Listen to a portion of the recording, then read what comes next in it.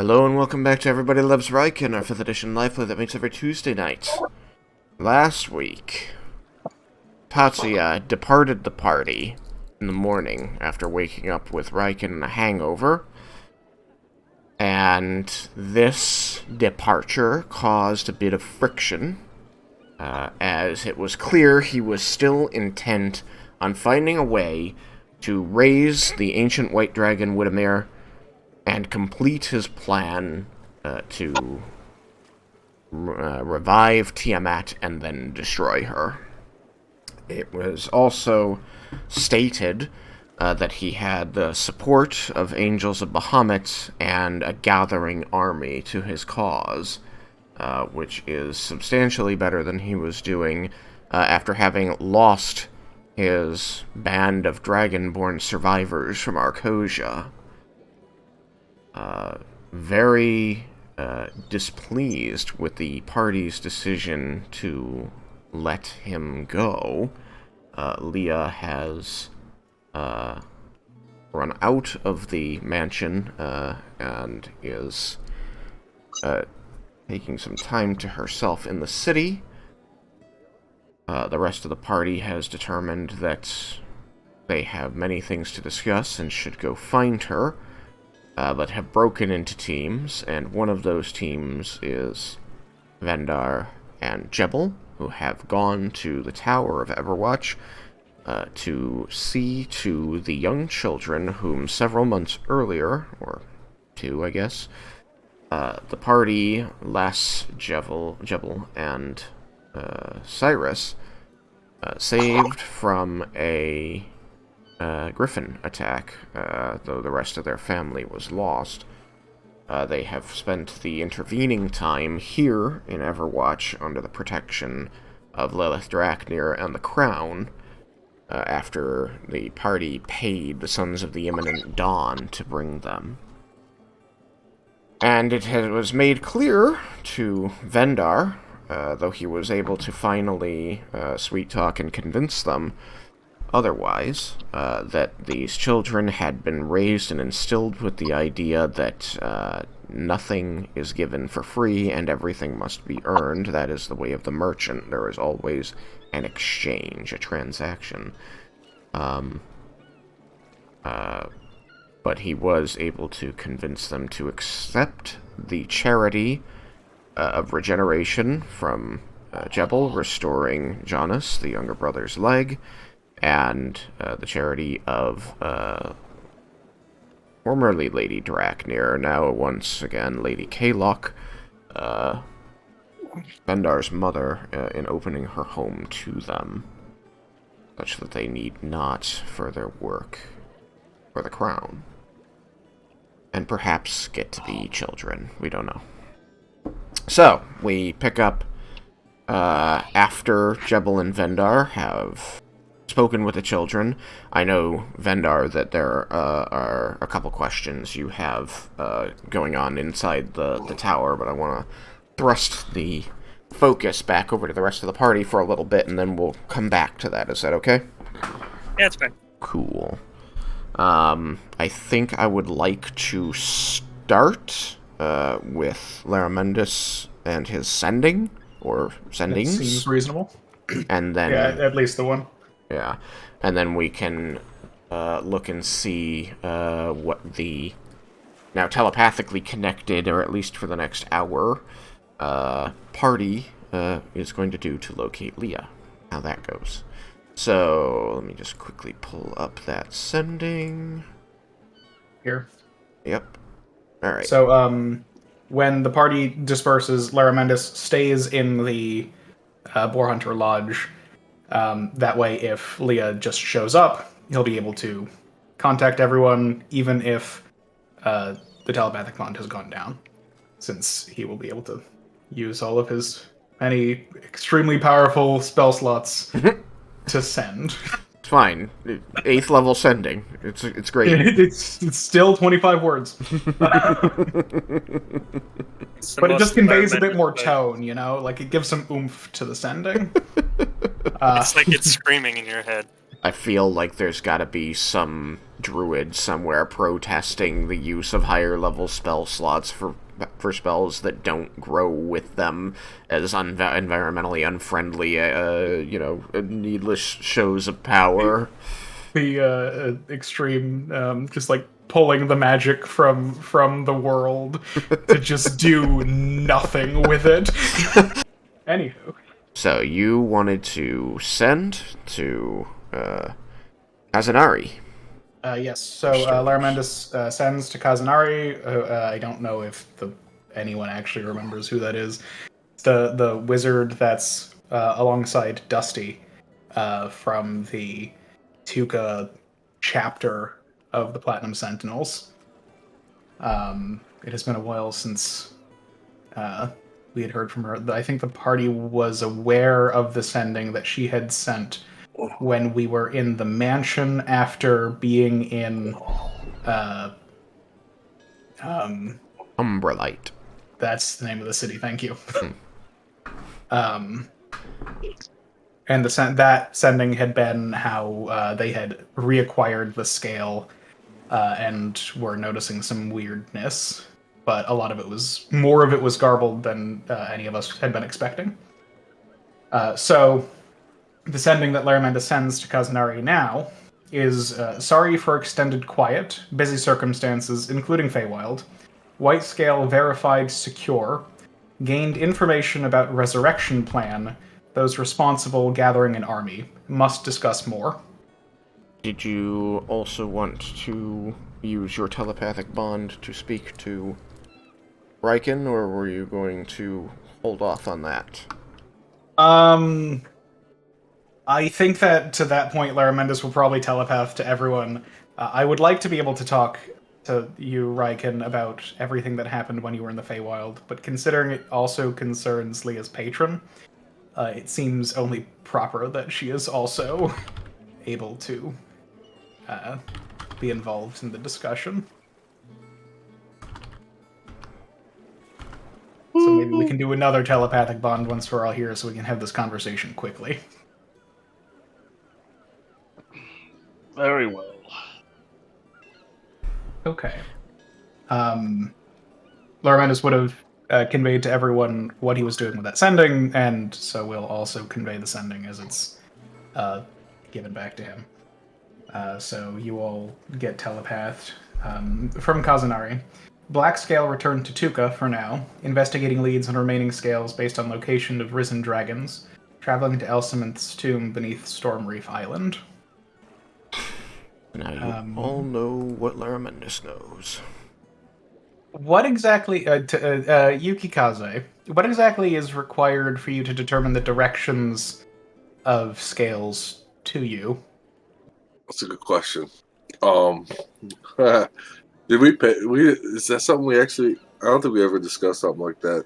Voice in the sky.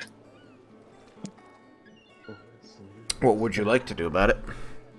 I would say would be reasonable is if I just kind of like held it in my hand and like focused my mind on the scale I'd like to find, and then it would kind of either give me a feeling of it's pulling me in a direction, or have the actual ends light up on the pendant. Mm-hmm. What? I don't have a. I was thinking the latter. Okay.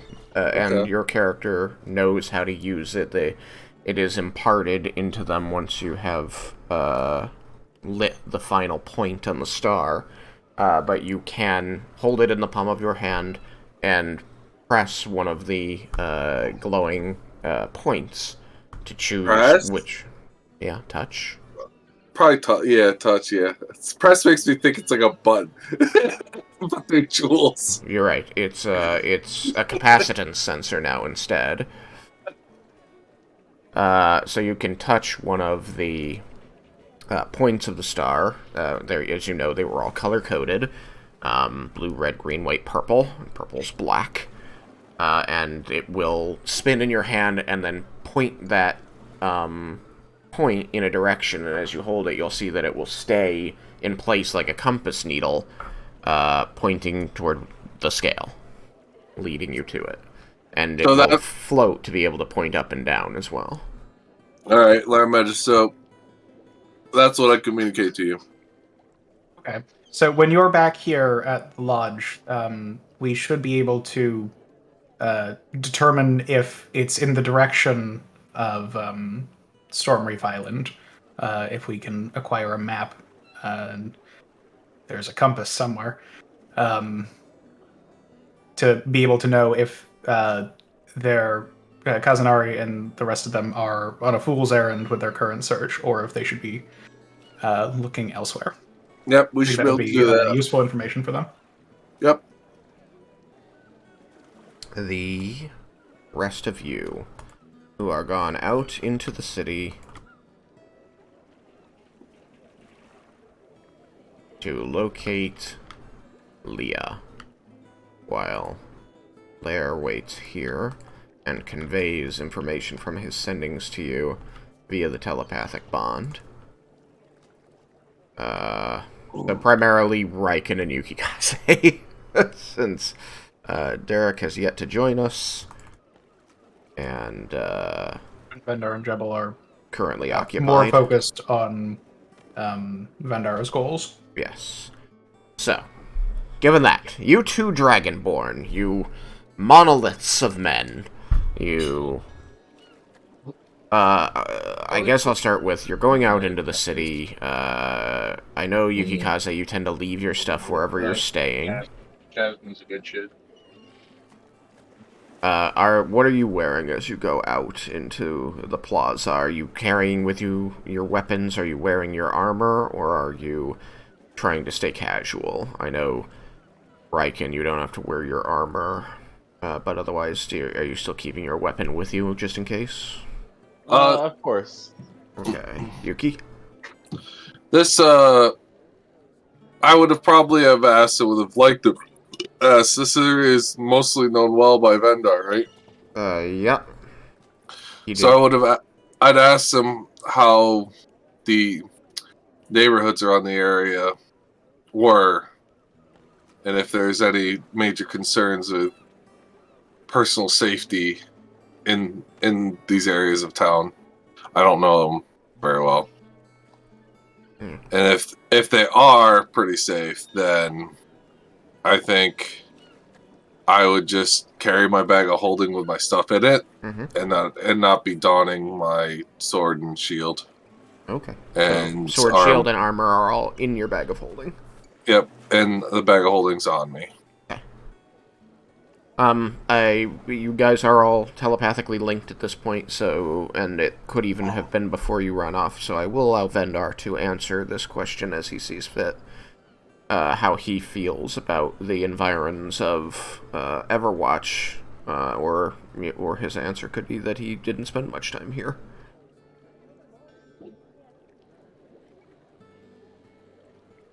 Well, I mean, every city has its underside, but Everwatch is well guarded and patrolled by many soldiers and guards.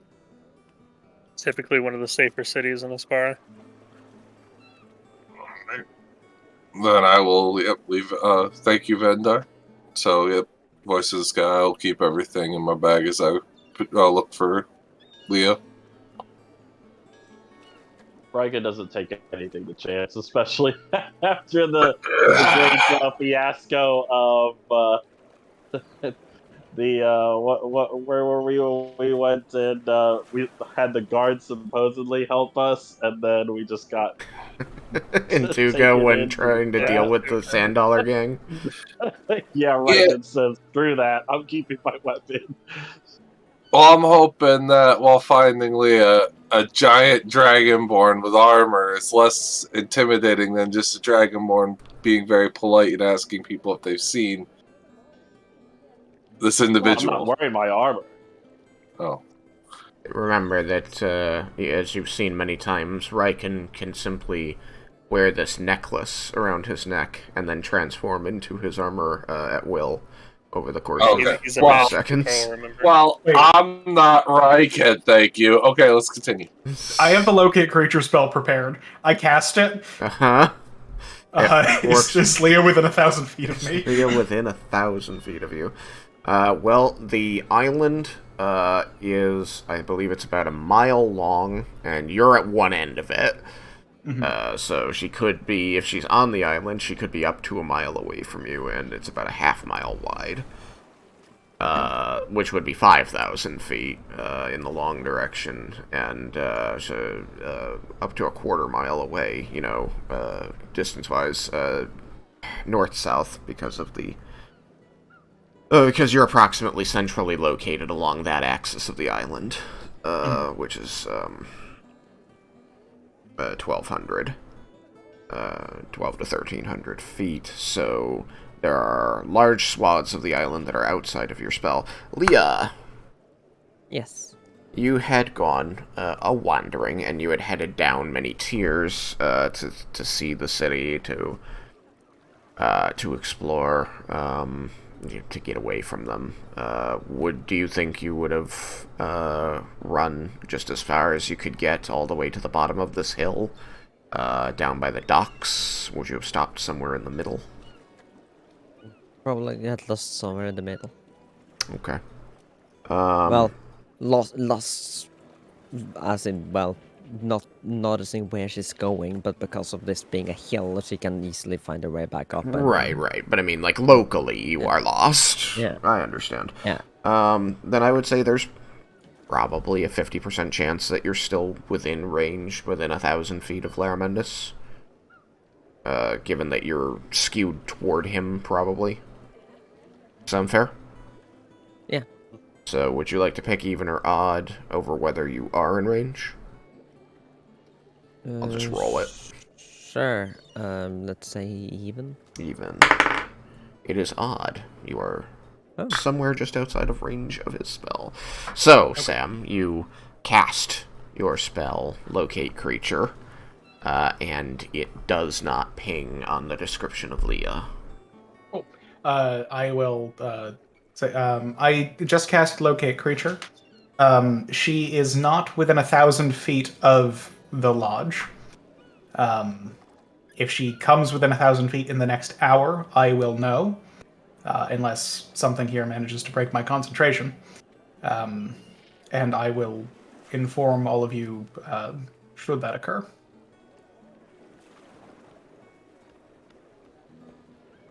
Alright, thank you, Laramendus.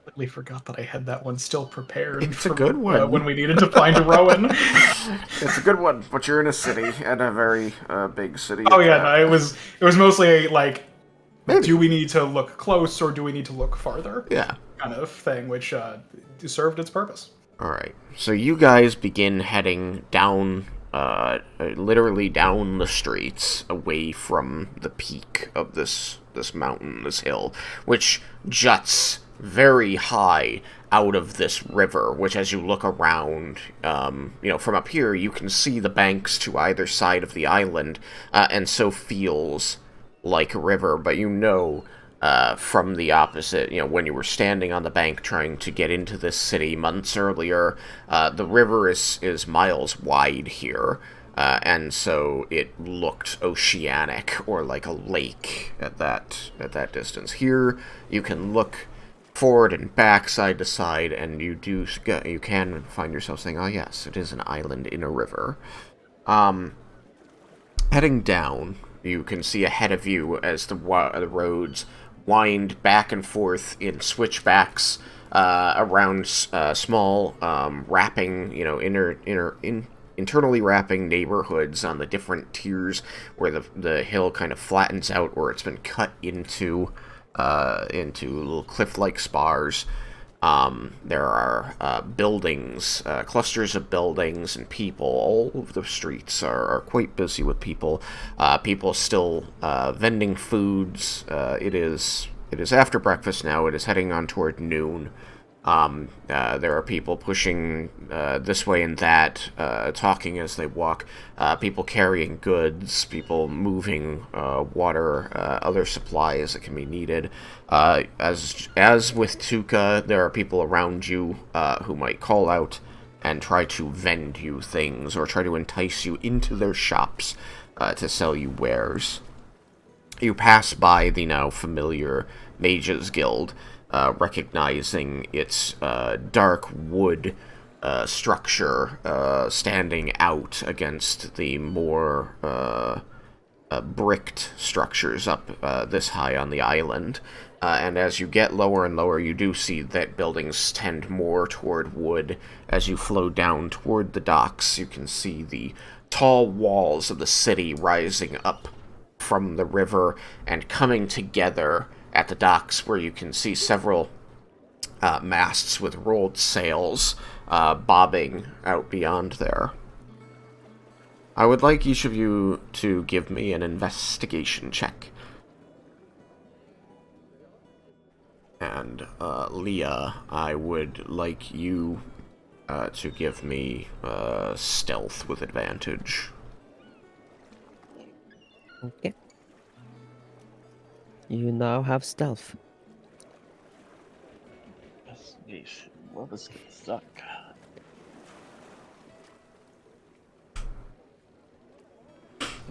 I got an 8.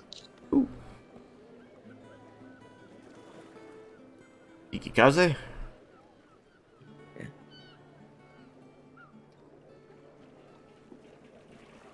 Muted Yukikaze. Oh boy. Yeah, hold on. Dice are out of the way. Got him.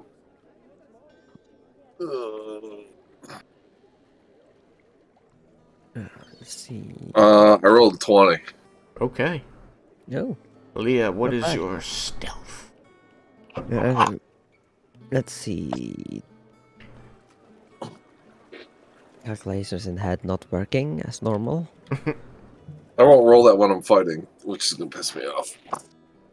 25. 25. Okay. So it is going to take them more than half an hour to find you. Leah, as you are traversing the city, roughly, alone while surrounded by people, left to think your thoughts. Laura... Sorry? Oh, sorry. Lorelei is with you, as she followed you after you bolted out of the house. And, you can see her fluttering next to and behind you as she kind of, is talking to you and dodging around while still observing the people around you. Variously making herself invisible if she notices somebody taking too much interest in her. Mm-hmm. But she does seem to be curious. She says, "What will we do if we don't stay with the party?" What do you mean? Well, it seems like they're not going to deal, she says, dodging around a person, with the problem that is your uncle. So what should we do if they will not? I don't know. I don't want to think about it right now. What would you like to think about? I don't know what we can do to help, at least. There must be someone out there that needs something that I can alleviate my mind and my conscience. She seems thoughtful for a moment before she says, "You're looking for a problem to solve." Pretty much, I just need to get my frustration out on something. And I'd rather not do it with violence. She nods and then disappears, going invisible. Right.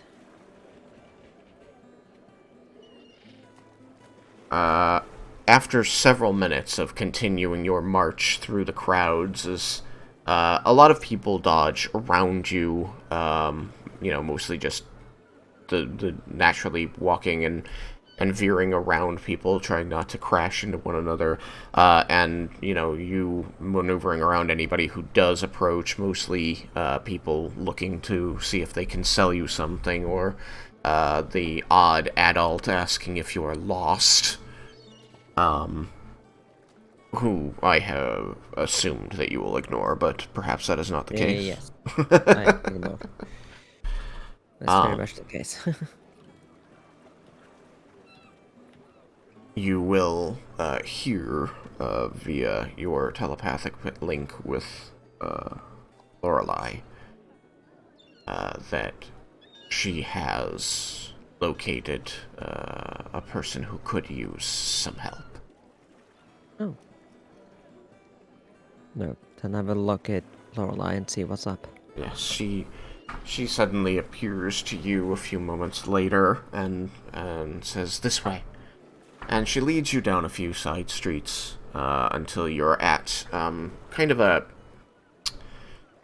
creaky-looking house on one of the lower tiers. It's very near the wall on the northern side of the island, which you can tell, by the location of the sun and the slope of the island.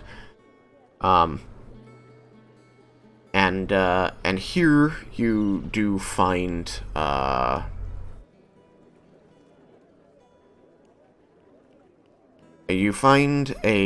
man who is seemingly trying to keep control of some children while speaking with some official-looking persons wearing the colors and insignias of the city. He seems troubled both by whatever it is that these people, a woman, a man, and a guard, are saying to him, and by the fact that his young children are rambunctious and, trying to run off across the street and, chase imaginary creatures and the like, while he's, alone here dealing with this conversation that he clearly doesn't want to have. And Lorelei flutters to your shoulder and says, "You said you didn't want violence. This looks like a person that you can help with your presence, I think." Thank you. I walk up to them and ask, excuse me, what is going on here? The man, takes the opportunity as you distract the guards to get his large arms around these children who squeal and laugh and cry out that they want to go over there and chase the butterfly and the like. And the two well-dressed people, the man and the woman, the man being half elven, the woman human, turn to you with imperious looks on their face. They seem to look you up and down, taking in your colorful attire, the black streak of hair among your blonde, the fairy fluttering by your shoulder. You see their eyes drift to it, and then they blink in surprise as you assume Lorelei has once again disappeared. And the woman clears her throat and says, "I'm not certain who you are or what it is you think you can do here, but this is official city business, and you should move along." Well, but I thought maybe I could help the situation. The man with his children barely in hand says, "Well, I don't know that you can help with the troubles the city is making for me, but if you could, Are you busy then? You're not? Not at the moment, no. You can see that the children in his arms are, like, paying attention to you. Every now and then their eyes dance away from your face to your clothing, your hair, whatever is strapped to your belts, and your shoulders again and off, and they seem to be smiling and reaching. He says, It's a strange ask, but could you at least, Could I bother you to entertain the children for a few minutes while I speak with these people? And is something wrong? Wrong. No, they're just a handful, and I haven't a hand for them. Oh. So they're not like under a spell or anything? No. Unless youthfulness and curiosity is a curse. Perhaps it is. In any event, you don't have to say yes. I just would like to focus on what they're asking me. He says, clearly plaintive to the people who are now folding their arms before him impatiently. It would be a great service to me. Sure, whatever I can do to help.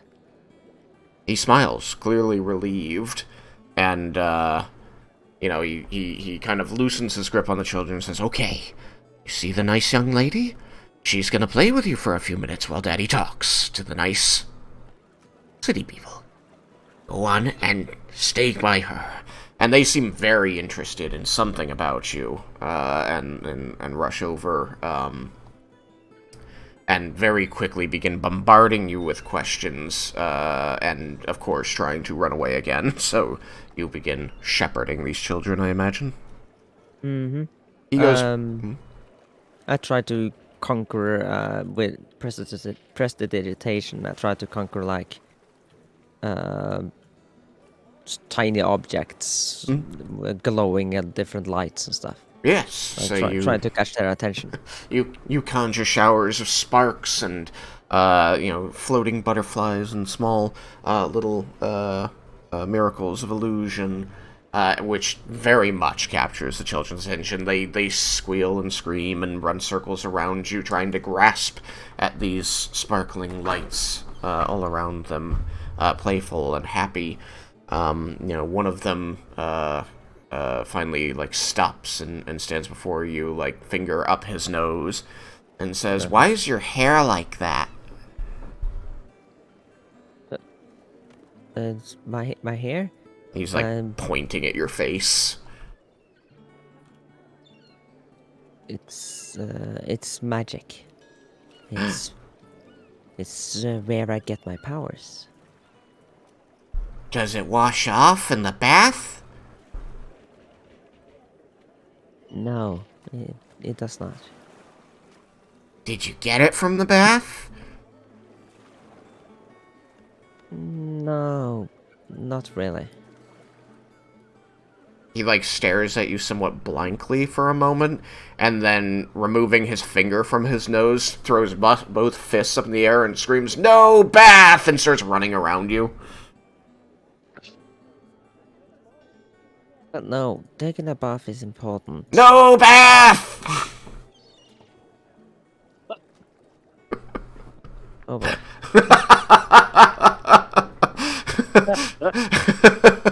You, every now and then, as the children will shout something or scream and laugh, you'll see the father momentarily distracted looking over at you, and then kind of smile and return to whatever his serious conversation is. The children keep you quite busy for about 20 minutes while the father talks. Multiple times you have to, snatch them up as they try to run off down the street one way or the other away from you. You're trying to keep them corralled into to a zone around you. And it is... Let's see if I can manage to get them to sit down to listen to a story. Oh, interesting. Okay. That's probably a charisma check. So, yeah, and also, persuasion? He has experience with telling stories. Yes. Though that falls under performance, I guess. But, so what do you want me to roll? Performance or...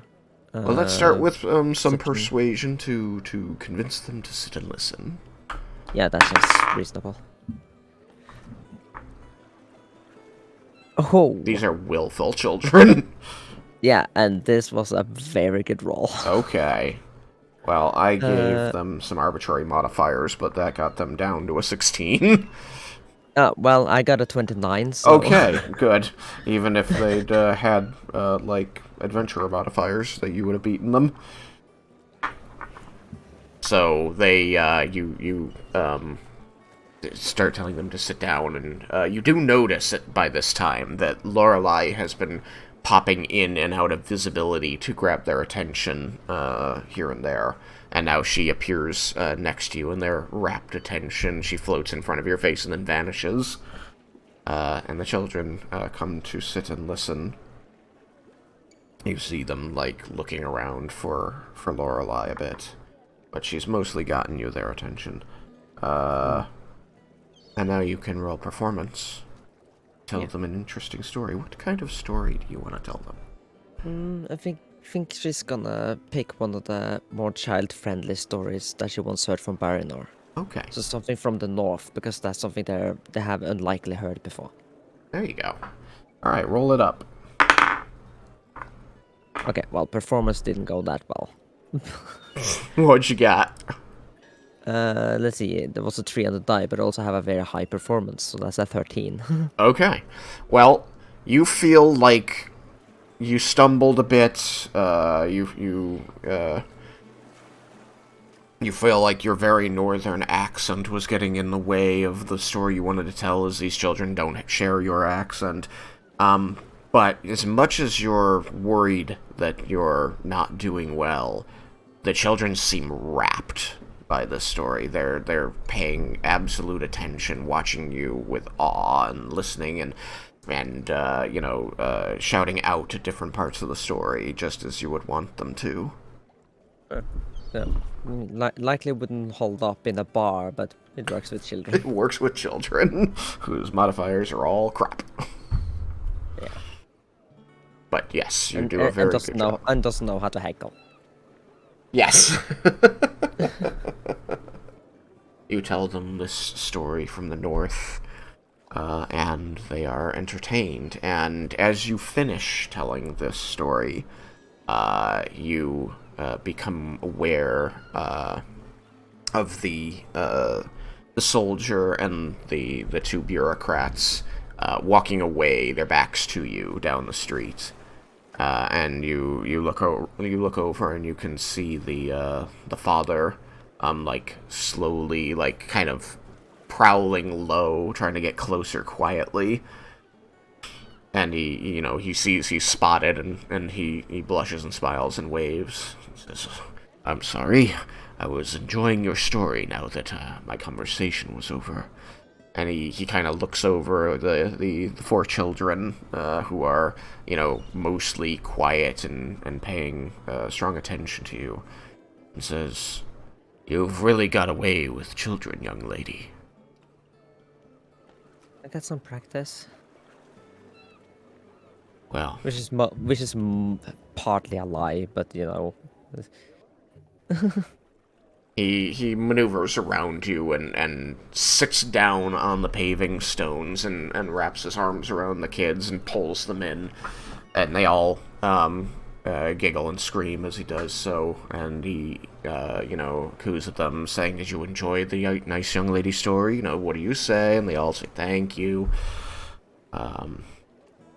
And then he as they're he's getting them riled up again, but he's keeping a hold on them this time. Sat down with them. He looks up at you and says, "You saved me a bundle of trouble there, young miss. Sitters cost a pretty penny, so I'd be happy to give you some gold for your trouble." Not to worry. I was just looking for something to pass the time. So. Well, I guess I was lucky you were bored in my vicinity. He sighs, and you see the smile on his face somewhat fades as he tousles the hair of one of the children in his arms. He simply says, It's been tougher without their mother, so I really do appreciate you stopping and helping me out." Just happy to help. Well, he's stands up and convinces them all to hold each other's hands, and the one nearest to hold his own. He smiles at you after they have complied and says, "If you ever need more sit-in work, I'd be happy to hire you." If I find myself around these parts again, maybe. And we are a traveling sort. He kind of looks up and down your attire again. Says, "I suppose I should have figured that. Your dress isn't so plain as the people who wander around here on a daily basis. They don't usually do so in armor either." I startle a little as he says that, and he's suddenly reminded that she's wearing that armor piece. Yeah. She's so used to it, by this point she forgets. Yeah, it's kind of part of her look. As well, in any event.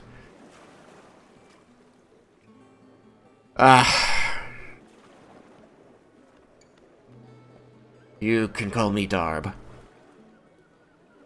And Leah. A pleasure to make your acquaintance, Leah. Alright, children. Those nasty people are gone. Let's go back to the house. On with you. And he scoots them away, yawing them like a pack of sheep. Turns back, smiles, and waves as he goes.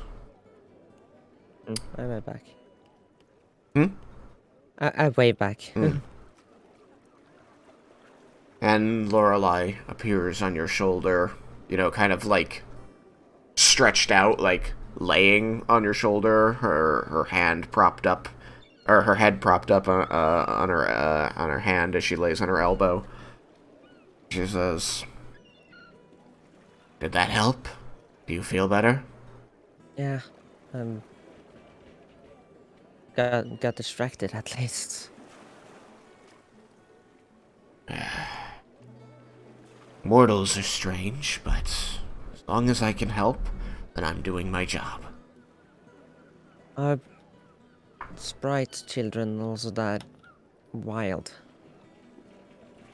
She thinks about this for a moment before she settles on an answer. And she says, "I'd not really thought about it, ever. I think having the context of your mortal life force bound to me is helpful in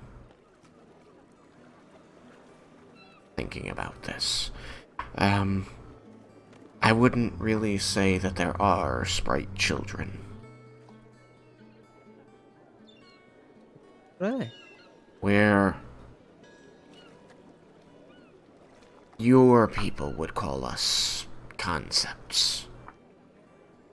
Free-flowing emotion, even the energy of the land, and a playful personality. My people are warriors. But we are Fae. And in Fae, that means that we don't really live. We are not necessarily born and die, and so we very rarely age. We just are. And it's not till strange moment that give us a different purpose besides existing, defending our territory, serving a archfey. Something like me being assigned to protect you. It gives me any perspective, any of us any perspective on what that really means. Days in Fae flow together with nights in Fae, and time has no meaning. So, youth and old age are foreign concepts. They were foreign concepts to me, happily, and now I am burdened with them because of you. But I am also given other important boons. my duty to Zentharmil, and therefore to you, feels good. Well, it's always nice to have a purpose. I guess that's kind of what I was looking for right now. Just some other purpose than arguing about what's right or wrong.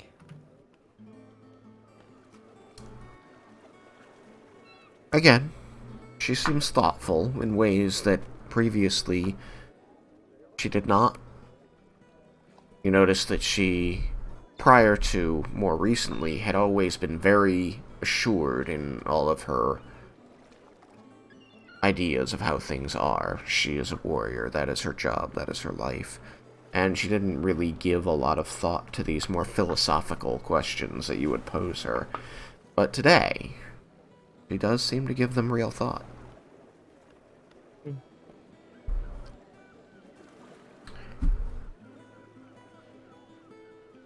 And she smiles for a moment and says, well, I don't know who's becoming more like whom, but I think I can understand that. It is good to have a purpose. Shall we seek out more purpose? Maybe. I think I'll just have a little look around. Okay. Roll me another stealth. This time without advantage. Okay. Oh, stealth was 8, I think. Yeah. So 13. Alright. Yukikaze, Raiken, give me another investigation.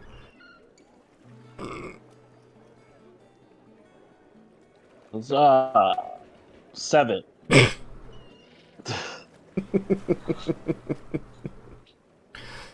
Yuki? Muted. No, I had a call from work. Oh, are you okay? No, I just had I'm gonna have to go in, so. Frustrating. Yeah, I could possibly, while I drive, play a little bit, and listen in. Well, I'm sorry that that is happening. Very sorry. for investigation, you said? Yes, please. I did the opposite end this time. I rolled a 2. Oh, man. That's I think I got distracted by a stall, or someone showed something really tasty, and I was like, ooh, what is that? You found the like one like stall that serves food from the desert. Like same style of food. It's just the one place, and you're just like, oh man.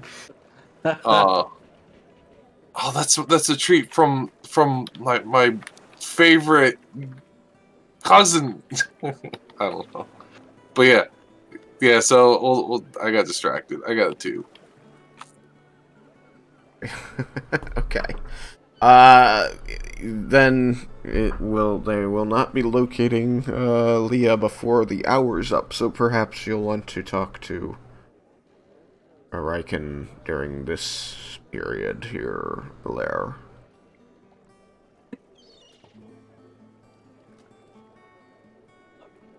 I mean, I want to, but I think that Leah should be included.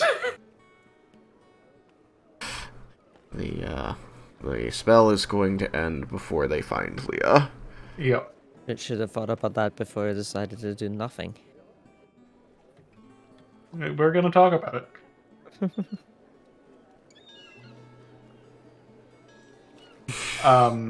But just before the spell ends, I will tell everyone that the spell is about to end, and reiterate that she had not come within the bounds of locate creature during the entire time. I assume. Yes.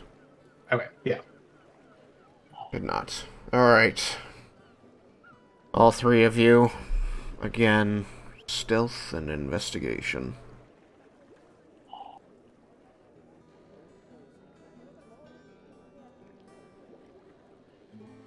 Jesus. 2. Jesus. Well, I rolled Big a better city. one, but it rolled out of the thing, so I didn't count it. What'd you get, Leah? Oh, I didn't realize. Of course, I also need to roll a stealth again. Well, 12. No, 22. Those are different numbers. Yukikaze, you still with us? Yeah. Are you able to roll another investigation? Yep. Cool.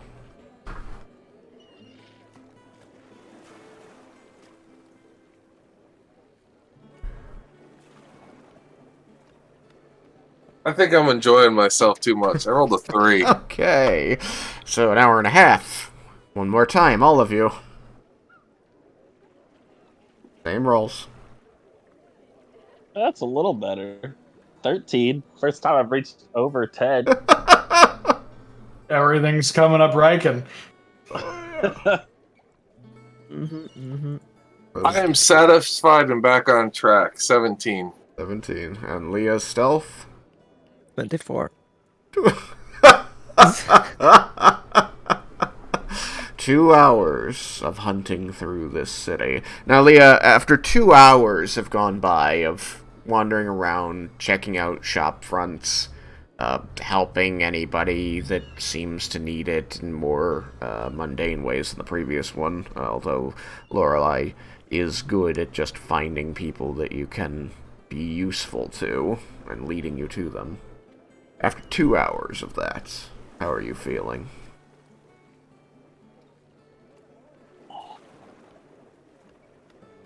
More cool down, at least. Going to continue touring the city? I think at this point she's going to... She gets up far and goes goes towards the mage tower. Okay, so to the Mages Guild? Yeah. Okay. You head to the Mages Guild. Let's give me one more set of rolls. And Sam, how long does Locate Creature last? It's an hour. An hour. When it runs out, do you recast? I think I would. Okay. So I guess I'd be on my third casting of it. 2 hours. This would be 2.5 hours, so yes, third casting. It's all my 4th level spells. I'm so sorry. But it is hilarious. Yeah. Then, around the middle of this third hour, your Locate Creature would begin to ping. And she would grow closer and closer and then stop. Okay. You know that she is down the hill, toward the southwest, in the direction that you came up here from when you arrived in the city. But that is unsurprising, as there's pretty much only one road that comes to this tier. What was the stealth roll, Leah? 16. 16. Yuki and Raiken, you have advantage this time. Oh, I might not even need it anymore. I think you do. My first roll, I got a 17. Hey. I think when she stops, Stand in a 6. Armandus also sends to Raiken with the information. Okay. Did you say a 16 and a 6 there, Yuki? 15 and then a 6. Okay, so you got a 15. So you don't spot Leah. You guys have been traipsing up and down and left and right over this island, asking people if they've seen Leah. You've had a couple people tell you that they saw a young half-elf girl with blonde hair and a purple dress under armor, point you in different directions, up and down and all around. You're kind of at wit's end and heading back to the Boar Hunter Lodge to, get a refreshment before continuing your search, when Lair pings you, telling you about this, and, you know, Raiken, you quickly, like, look around, like, maybe she's in this tier, maybe she's nearby, and you do catch the door of the Mages Guild closing, and you see, like, a little snip of purple and blonde just in the crack of the door as it closes.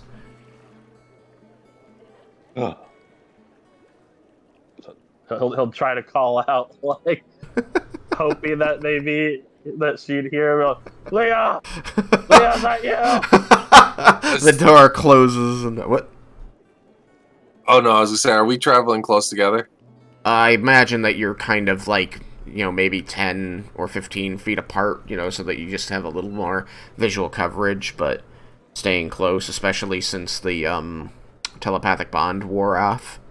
You were probably like separately looking during the telepathic bond, but then when Lair warned you it was ending, you came together to search together. Okay. You don't want to burn me out of all of my spell slots?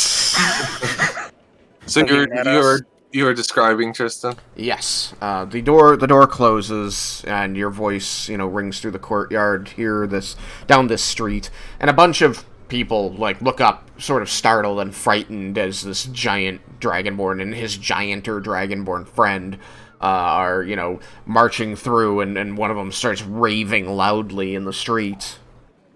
I'm gonna jump and give Leah a moment inside as you're making your way over there through the crowds.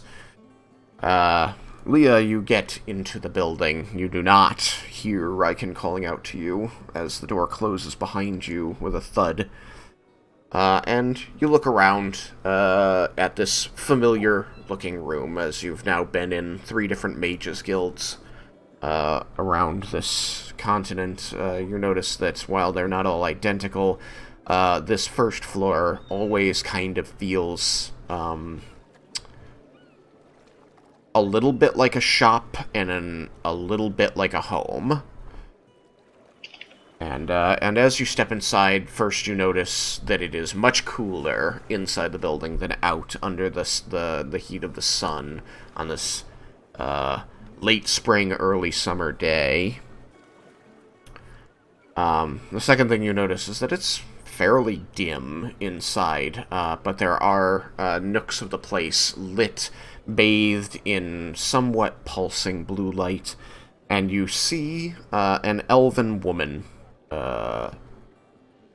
seated behind this table that is draped with a deep purple velvet cloth, as she is sort of like leaned on a stool, like with one leg crossed over the other, holding a rather thick book out in front of her, and flicking the pages with one long, well-manicured finger as an orb of pulsing white light drifts above her head. And just so there is not confusion, it's not like that of Ash. It seems to just be its own little ball of magic, like a dancing light, probably. Mm. And without looking up, she says,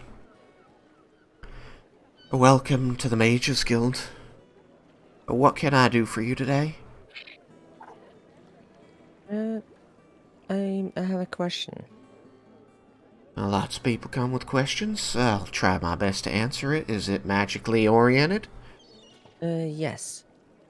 I know that this guild has a circle and a connection to. I also get a name. No.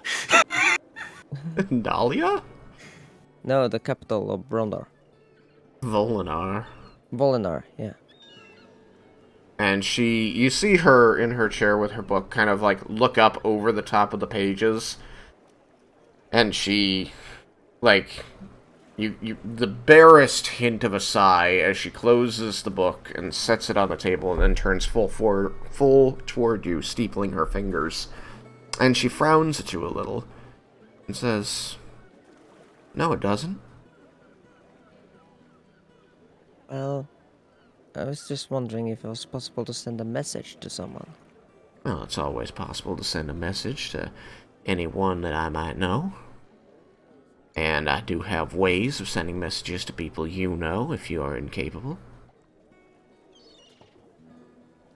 I'm thinking more in case of like a letter or something, not sending. Oh, well, darling, there's a post you can use. They'll send a bird. Wouldn't that take awfully long? A lot cheaper than a sending.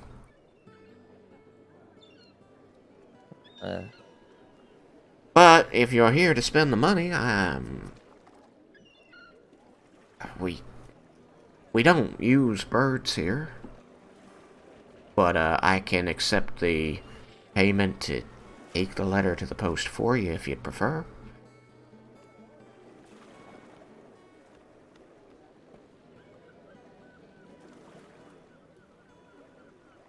I'd like you to make a history check. History check? History check. Yeah.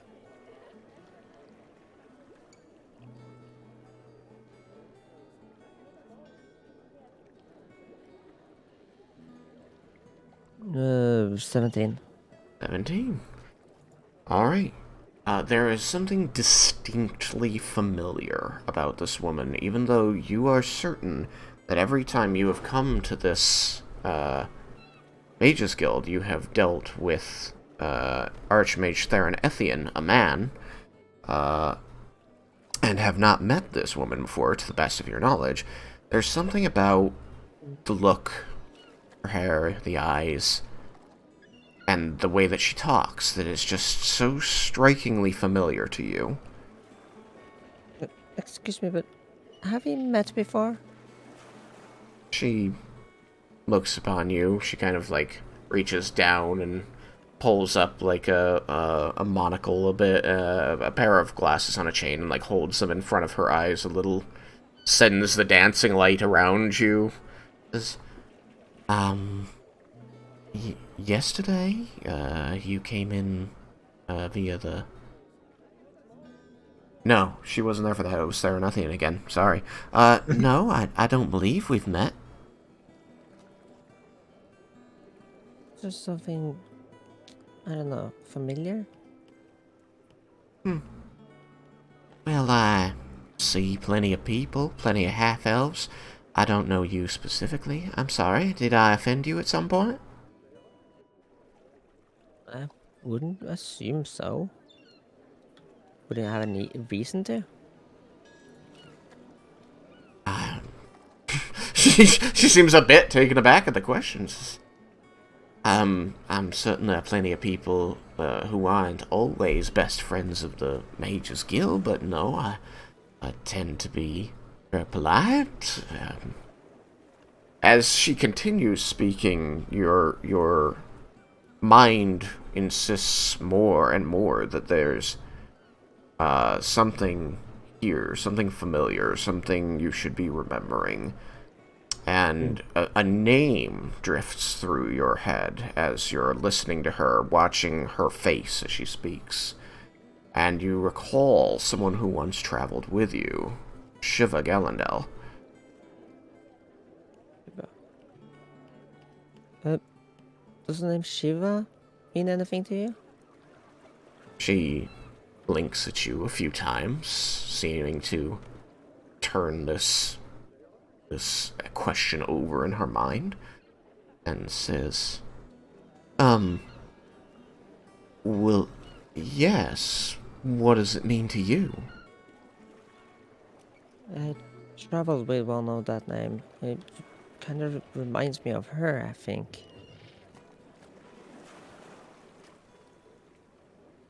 And she leans back again into open space on her stool for a moment, looking you over, and says, I'm sorry, you traveled with Shiva? When was that?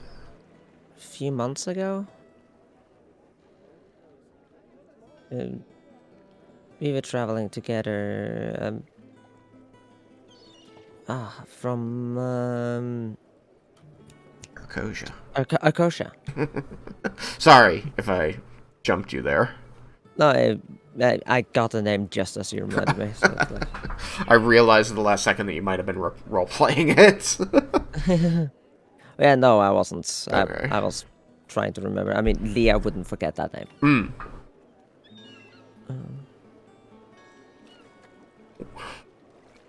She seems to, like, come in, turn inward a moment, but she says out loud, "What'd she be doing there? Do you know where she is? Where she's gone off to?" That's a question for you, Tristan. Did she say where she was going when she left? The only person who saw her leave was Rowan. Yeah. That's not much of a help, is it? She disappeared, literally, just... She was there, she was on the boat, then she was gone. So Didn't she say goodbye? Did she? Yeah, I remember Bruenor gave her a dagger. For her travels. Was Bruenor there with the rest of the party when that happened, or was it just him?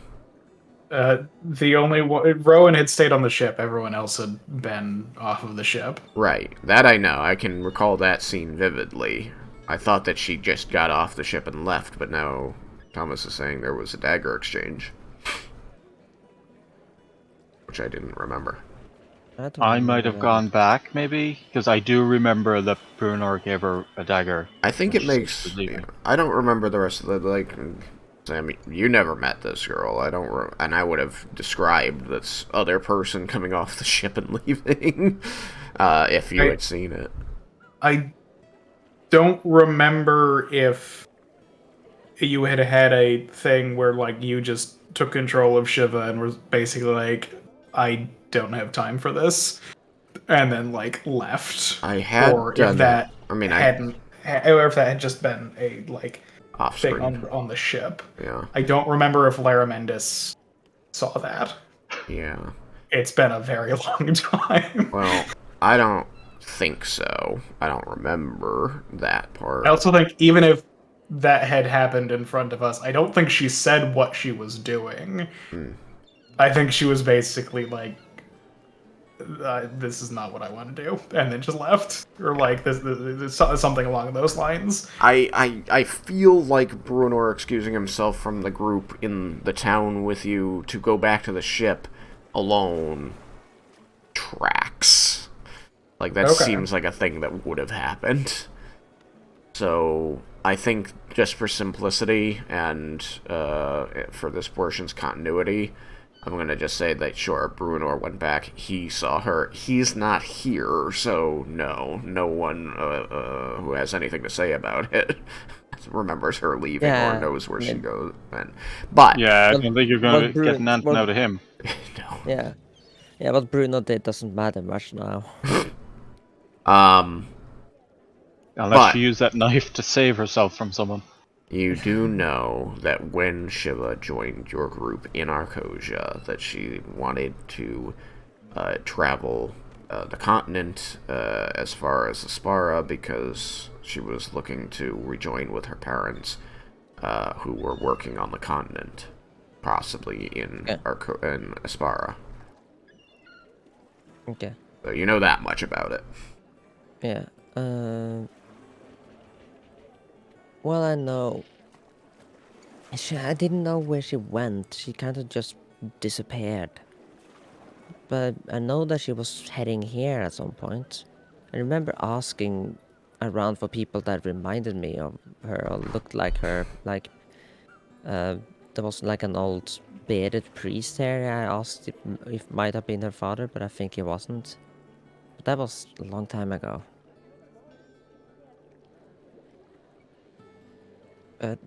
No, she looks troubled. If she hasn't shown up here, then I don't know where she went. Are you her mother?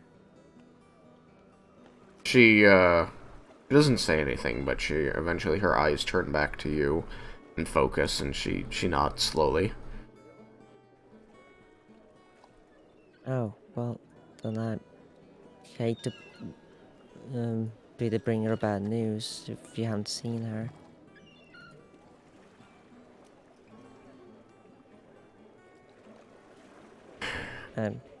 Didn't expect to run into you or anyone. I was expecting to maybe see what's his name? The name of the priest that we encountered earlier. Christopher Crimsonblade? Yes, that's the one that was there when we went there. With the teleportation circle. If that's him, then yeah. You mentioned his name earlier. I just... Theron. Oh, Theron the Ethian. Archmage. The Archmage. Yeah. Theron Ethian. Yeah. Theron. Okay, sorry. Yeah, they're, not, related.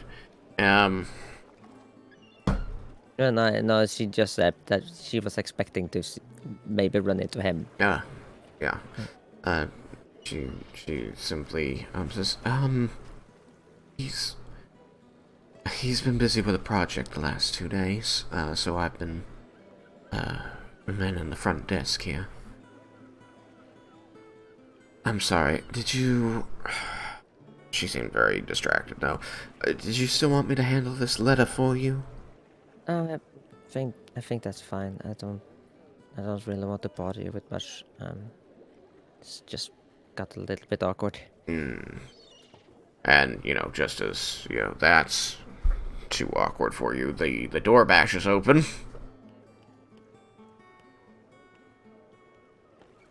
And Raiken.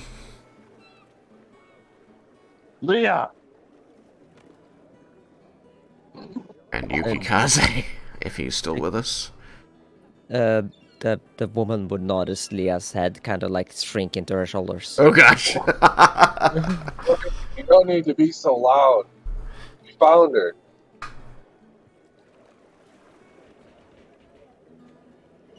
There's Leah standing in the middle of the Mages Guild forechamber, speaking to the elven woman behind the desk who looks troubled. We've been looking all over for you.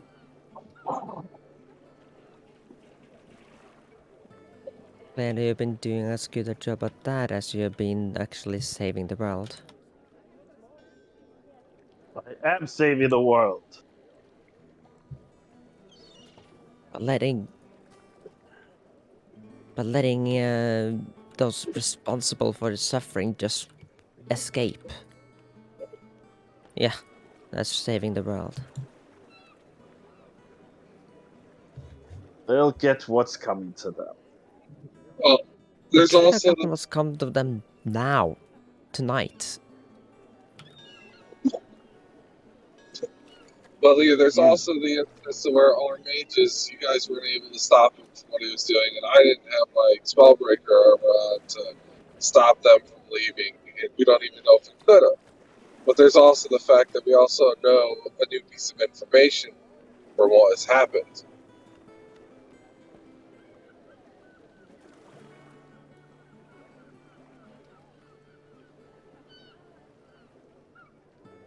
She just scoffs.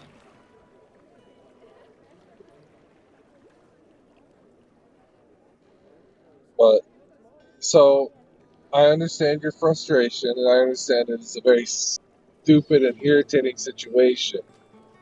But, storming off right now, isn't necessarily the best choice of actions, but it is something that might have been done to help calm yourself. Why don't we go back and talk with everyone and see what we can do about the situation?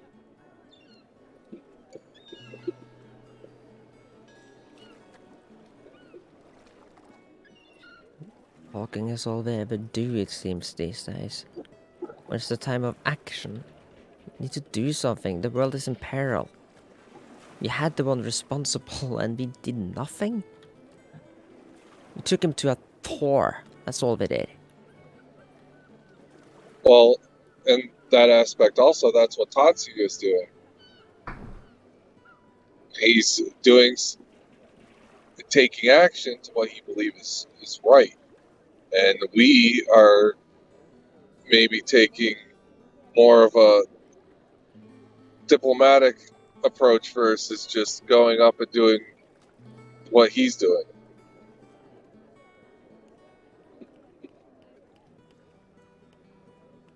This is not the time or place to discuss it. Not in front of... You others. look up and you see that she isn't there. But, oh, where did you...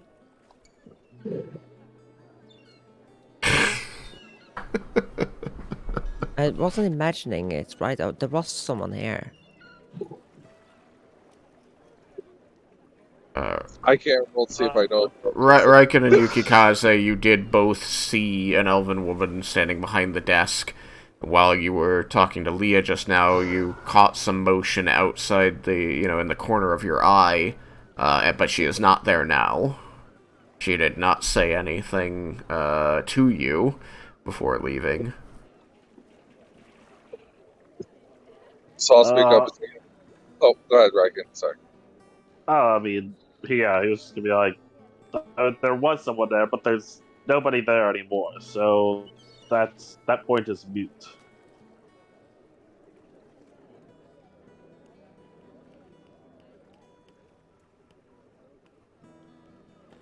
But Whatever reason I came for here now seems to have gone out the window. you said all we do is talk. Well, unfortunately, we must do a bit more talking to discuss what our plan of action is going to be.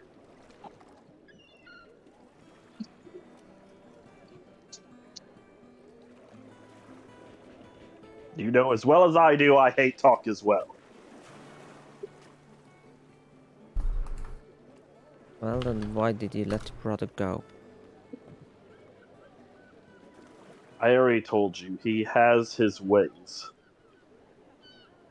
He was going to escape one way or the other. He'll be dealt with when we get the true enemy, which is the dragons. Once we've dealt with them. Don't you realize that by letting him go, we just increased the chance of Widowmere returning?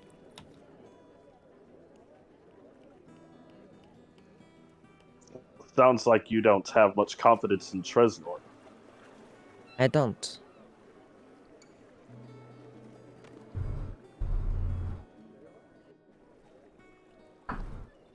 Well, As you said, he has his ways. And I fear he's way more of a threat than we have been anticipating. We could have stopped that threat. I don't know what this angel of his is capable of, but I'm not sure if he would have been able to bring someone back from the dead, or from a pocket dimension or anything. I know there's magic that put people in magical prisons. We could have brought him here. The mages here could have been able to do something. Anything but just let him go. he still would have found a way to escape. I've grown up with him. You haven't seen him put in a magical prison before, have you?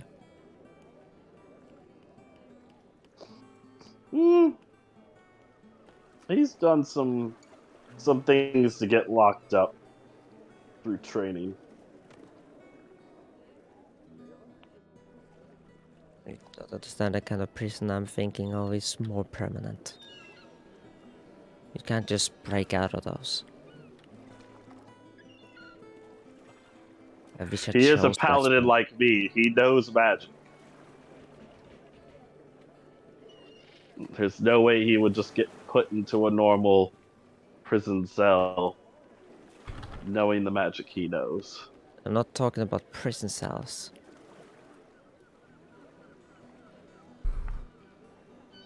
Darmel told me about a spell that puts people in a magical pocket dimension. A magical prison. He'll be left in complete darkness, with no ways of escape, no ways of using his magic to return. I nearly chose that, but I didn't think I had use for it. Turns out I was wrong.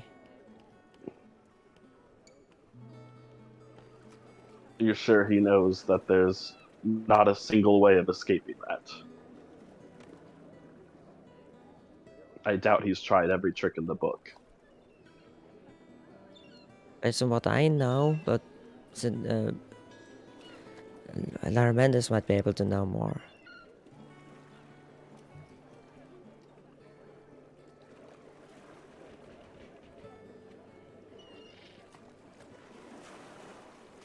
Well, in any case, arguing about all of this is not going to change the fact that the immediate danger is the dragons. I believe Tresnor can keep my brother preoccupied while we try to deal at least with the dragons at hand.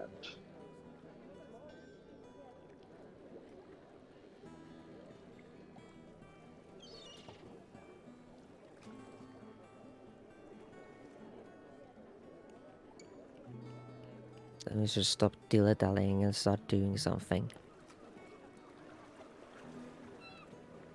I'd like to do that right now. We're dilly-dallying.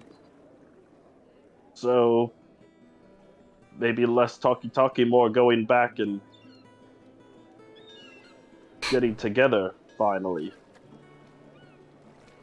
We would have been going way further as well if you didn't spend all the time cozying up to my patron. I didn't go there. I accepted it because I had to. That doesn't mean that I wanted to go there. Lorelai told me you wanted to. I had no way of escaping.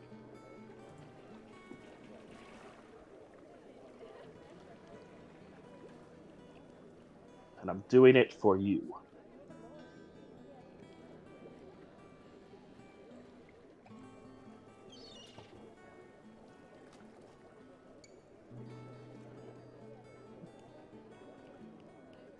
So did he say? I've chosen to trust him.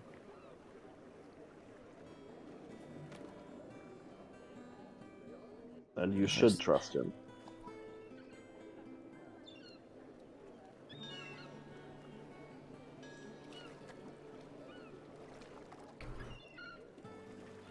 You will, catch a curtain toward the back of the room, like moving as if in a strong breeze.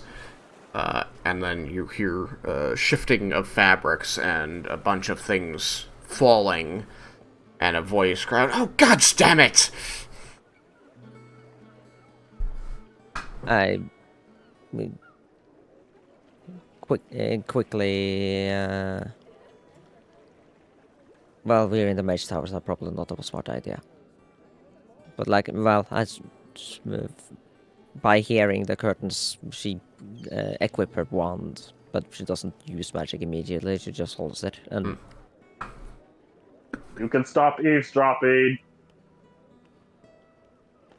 Just like you see, like leather bags and scrolls, kind of like sliding out and rolling from under the curtain that moved, and then like the curtain like seems to lift, and a scroll like levitates its way back under the curtain, and some bags like kind of get scooted back under, but you don't see any force moving them.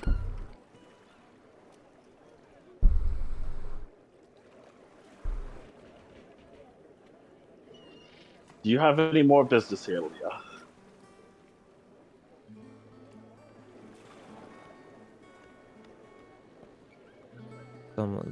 if you listen to all of that, show yourself if you're on our side. Oh no, I'm not here. I didn't hear anything. You hear a call back from beyond the curtain.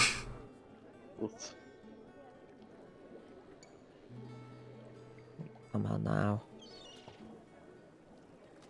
Be a little cooperative.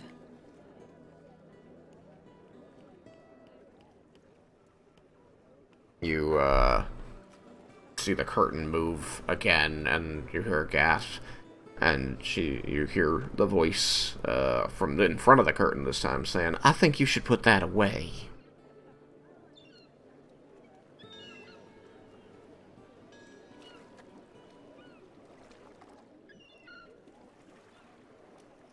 Fine. Let it slip it back into her sleeve.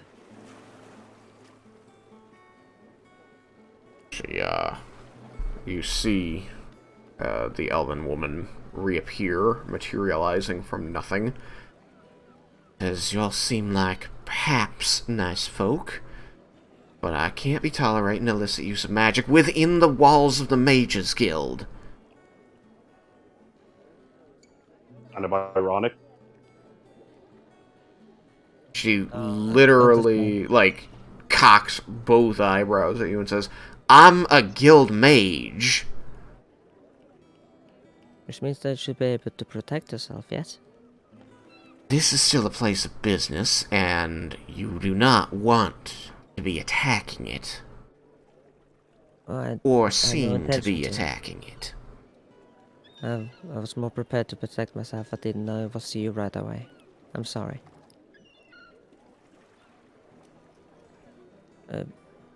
I assure you, we are the good guys.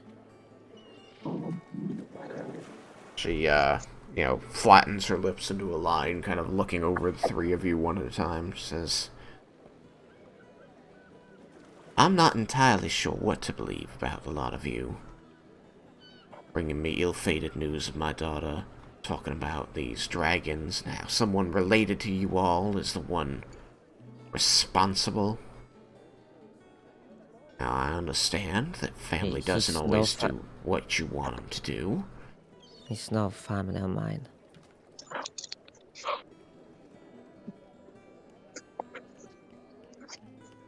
But one is left to assume quite a lot of things in a situation like this.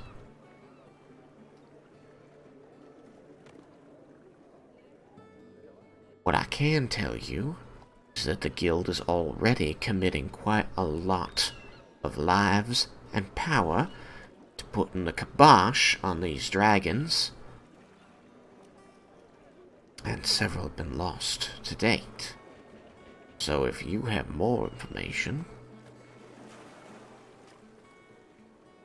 you should probably share it before we lose even more lives."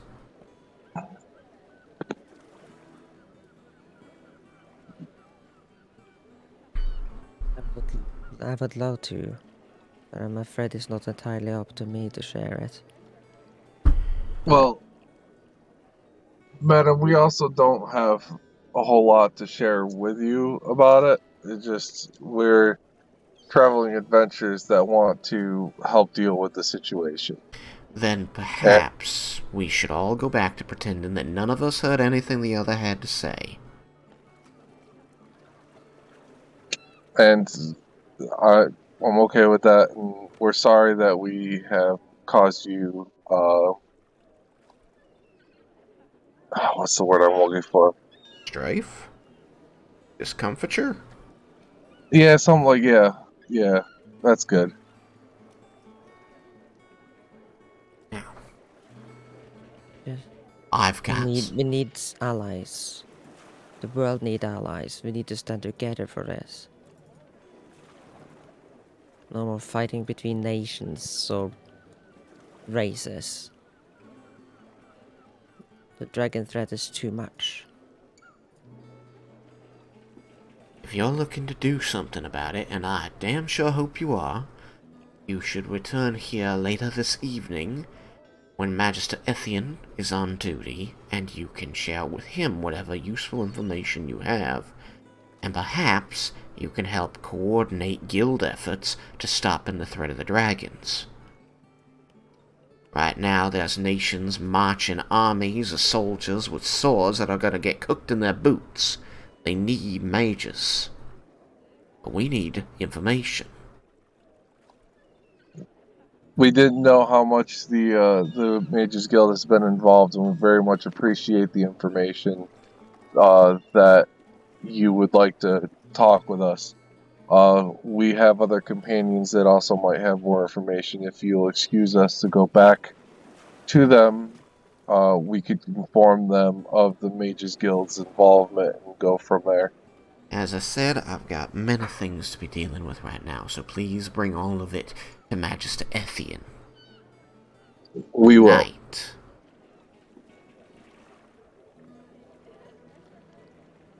Now then, thank you for coming and utilizing the services of the Mages Guild. I hope you have a magical day. Hope you get some news from your daughter soon. Sorry I couldn't help much. She nods her head, but quickly turns and walks back through the curtain, leaving you alone in this room. Alright guys, Fine. probably best that we head back for now. Indeed. Let's have this talk. Alright. Well, Jeb- Leah, on a positive note, Leah, we came to the Mages Guild and we know of their heavy involvement in this, and it could be another source of information and a helping hand. Well, got something more better out of it than the stupid idea I had coming in the first place. Are we still connected telepathically? No, you haven't been for about an hour and a half. Okay. So you guys are going to walk back to Boarhunter Lodge? I will suggest that if they aren't going to, and head there myself. Yes. I'll be a little more persuasive if Leah or Raiken doesn't seem very motivated to move. Oh yeah, no. Yeah, strides out. Okay. So you head back toward Boarhunter Lodge where Lara is waiting for you. I'm going to jump over to Jebble and Vendar, who have been dealing with the children this morning. You have regenerated the leg of Jonas, and his sister Laren has asked that you make apologies for her to Lilith and to Lady Kalok, to see if your mother's offer of rooms in her house is still available. So, after that, you are in the Tower of Everwatch. You have completed the task which you directly came to see to, but you still had another purpose in coming here, Vendar, correct? Yes. Trying to find Kyler. And I need to talk to my sister.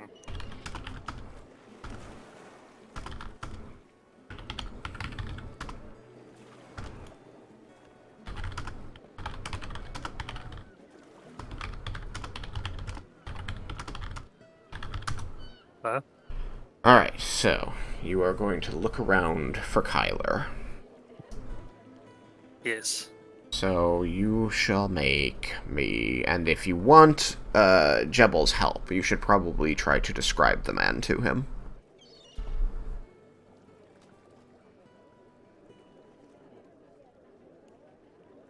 Do you want Jebble's help?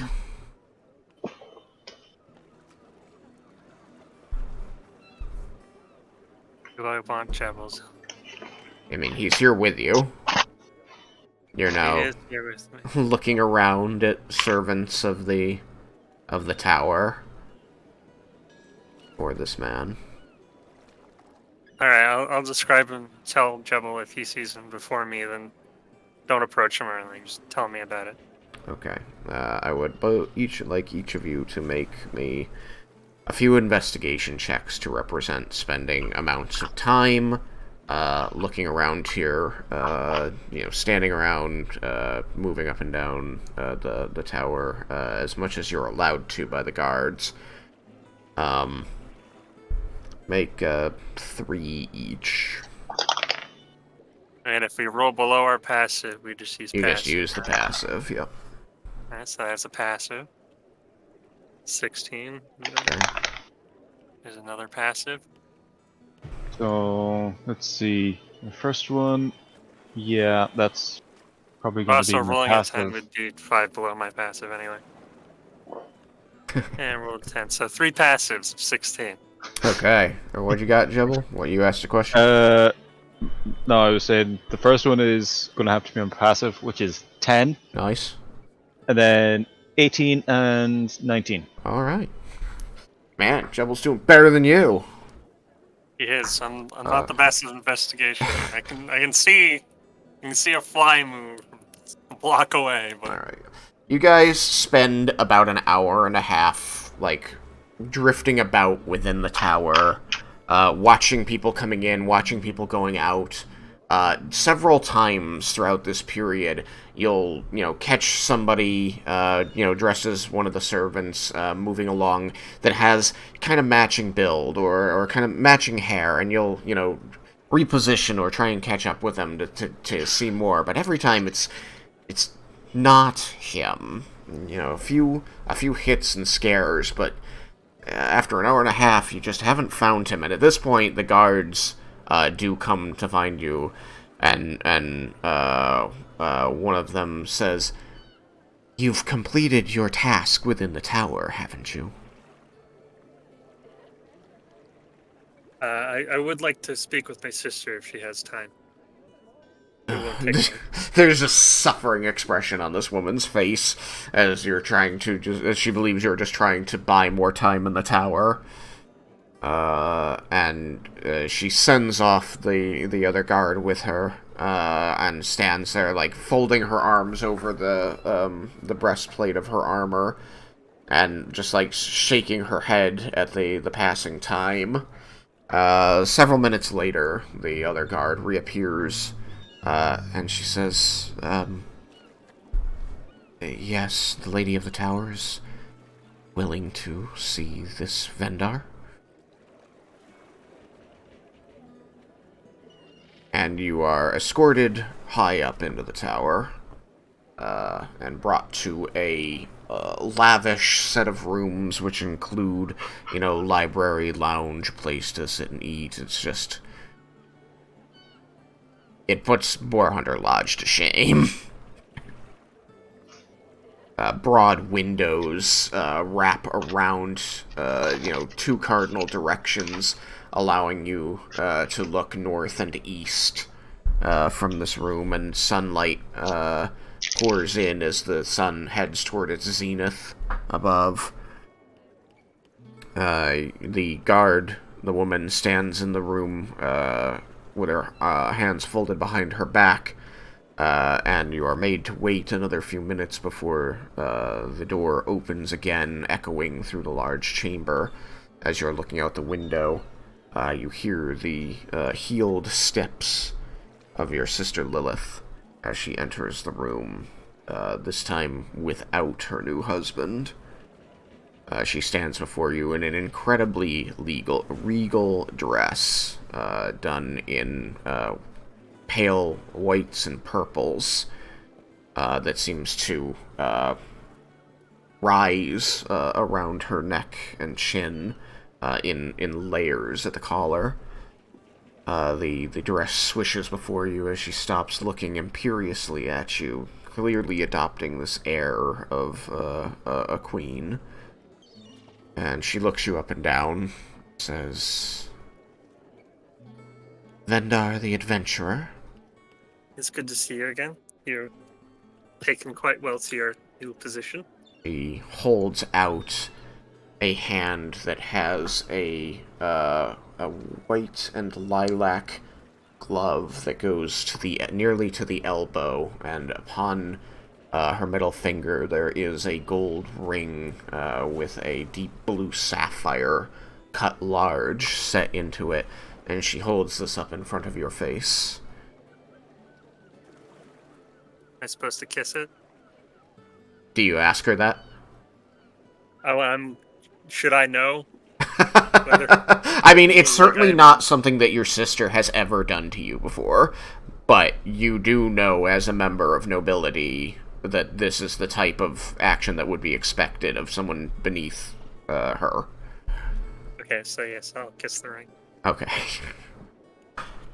She withdraws the hand after you do so, and says, "What business do you bring before me? You have your task. Have you completed it?"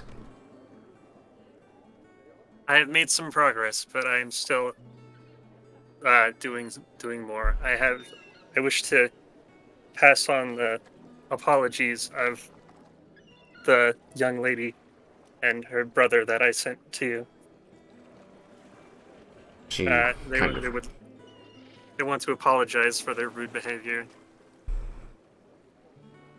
They were merchants' children, you see, so charity was not something that they ever expected or thought could happen. She narrows her eyes, knitting her brows as she seems to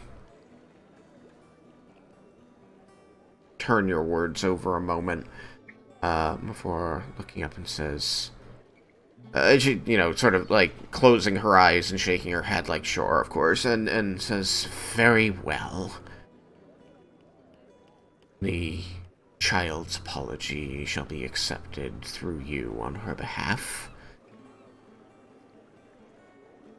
I hope that the next time we speak you have news of the completion of your task." I hope so as well. There's one more thing I would like to discuss. She, kind of straightens up, like stiffening her shoulders a little, like preparing to hear what you have to say. So, on our adventures, we wound up in an ancient gnome city with some fantastical technology. In this city, I discovered a weapon of incredible power, and I was hoping to allow our families, engineers, to look at it, hopefully be able to recreate it for our armies. She meets your gaze. You can see that there is not full comprehension on her face, as she says, "You mean the engineers of Aspara?" Yes, the Draknir family engineers. Father's engineers have been given to the crown, as he no longer needs them. So, of course, then, so the Aspara engineers. Very well, this piece of technology, I would see it if it exists.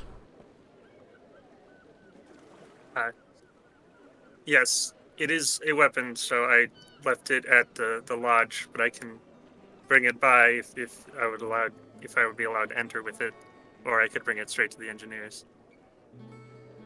She will go to one of the desk-like tables near the windows here and draw over a sheet of parchment, dipping a quill in ink and scrawling upon it, and she blows upon the ink to dry it before folding the sheet in half, coming back over and handing it to you, and she says, "Present the guards at the doors with this. It will give you passage with whatever this weapon is, assuming it is something handheld." Yes.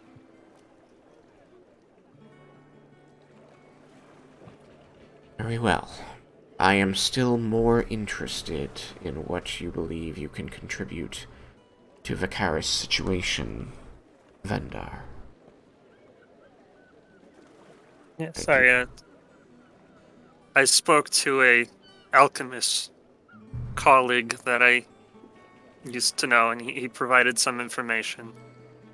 I'm hoping to find someone else I have a lead on who will hopefully give me a lead on where I can learn exactly what the potion that father was feeding Vicaris is, or was. He nods. That's very well. Continue your investigation, and please bring back the fruits of your efforts. I will not require a play-by-play report of everything you do. I trust that you will succeed at this, and I need only see those results. Of course. I will be back with a weapon. You do notice that by the end of this, she has sort of let that stiffness of her shoulders to fall a little bit. Says, "Good. Then I will wait to see that later on. The guards will show you back to the entrance to the tower, and I wish you well on your research. Vicaris is counting on you." I won't let him down, or you. It's good to see you again. I'll bow. She, nods, acknowledging your bow. You can almost see that, like, this flat expression she's been holding kind of curls just a hint. But she is clearly restraining herself from saying anything more than this.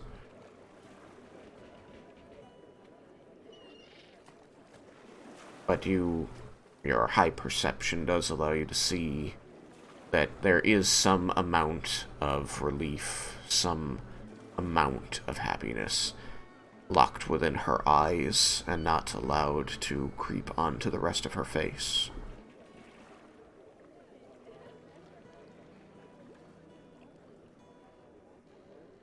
She gestures. The gruff guard woman comes over and explains that she will now take you to the door, and then does so. Okay. Unfortunate that we weren't able to spy Kyler while we were there. No, you checked a lot of people over the nearly 2 hours that you spent in there, especially once you got up higher. You even noticed a couple servants of the crown, politicians that had features of his that made you lean and stretch to get a better look, but all of them seemed to pass the test and not be him. He was a master assassin. It's possible he's changed his appearance. It's possible. The ferret curled around your neck kind of nuzzles your cheek, and you hear him saying, "Maybe the information was wrong. Or maybe he's a different kind of servant."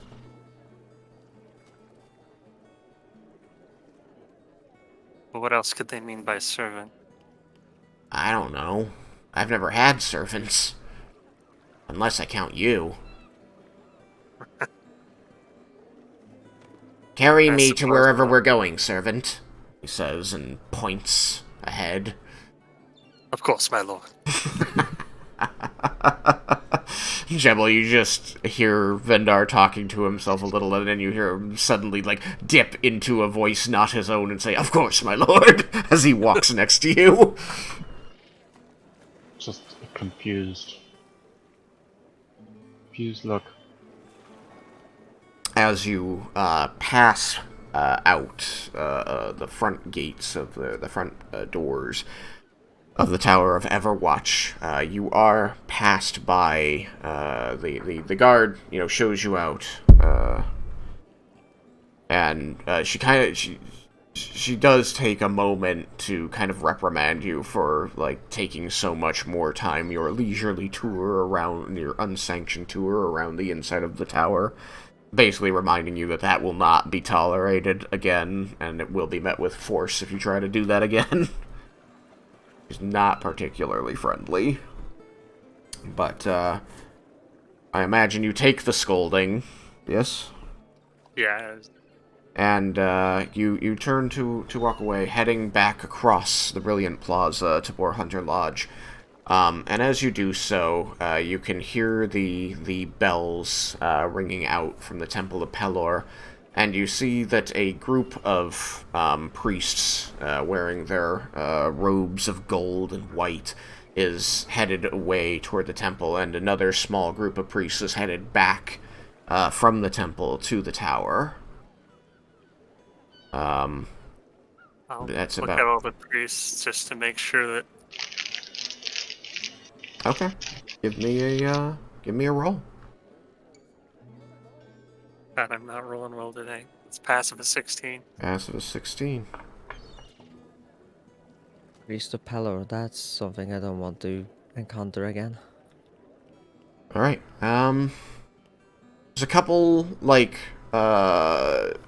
bits of shoulder and spikes of hair among the group that, you know, kind of make you, again, like, lean and question and wonder and stretch to try and confirm that it is or isn't him.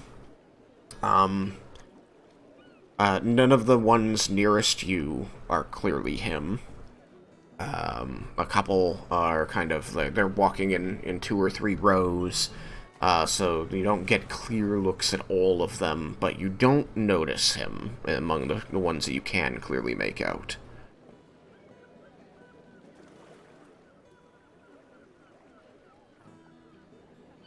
Gotta be around here somewhere. We'll find him. You asked and they told you he was somewhere up here. That's a lot less people to search. It is. It is a more difficult area to search. Well, Perhaps they'll come to me. I know what you're capable of. I know you'll find him. Ain't squeakers.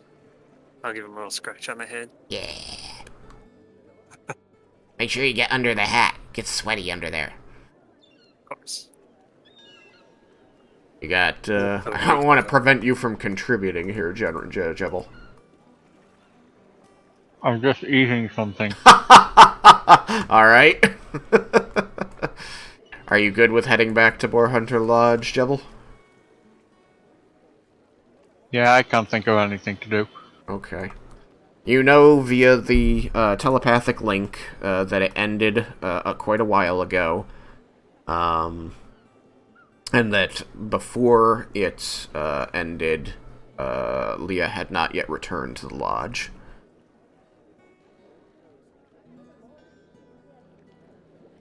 I do believe that you would be returning just a bit after the others returned, so I think that when you get in, there's probably a pretty tense air here.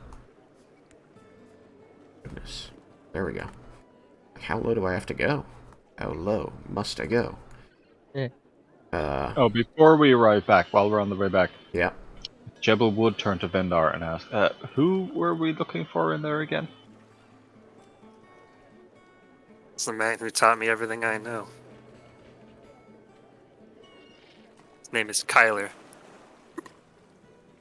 Kyler Stern.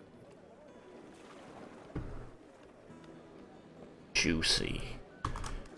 Love it. Alright, so you get back for Hunter Lodge and find the others in the same room in which you had breakfasted.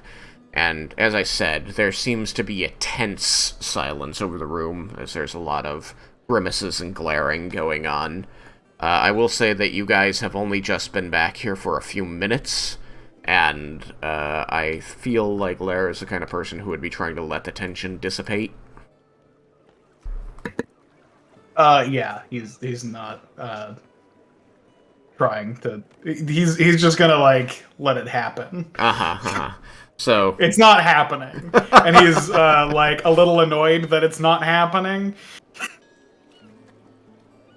Alright, so you guys show up, and of course, first you notice the tense air, and second you notice that Leah is back. Leah, you may place yourself wherever in this room you think Leah would go to. There. Okay. Just gonna lean on the pillar. Okay. So, you two, Jebble, Vendar, you get in, and you see, everybody's back. Boys are back in town. Boys are back in town. Question, since I had been away. Yep. Cyrus, did he just sort of was he just sort of here? He just sort of, comes out from behind the door suddenly. Okay, I guess the when was that? Now. Okay, cool. As they show up, they push the door open, right? So that you're closed in this room. You know everybody who's in here. Does not include Cyrus. They push the door open, and he, comes from behind the door over here as they walk in.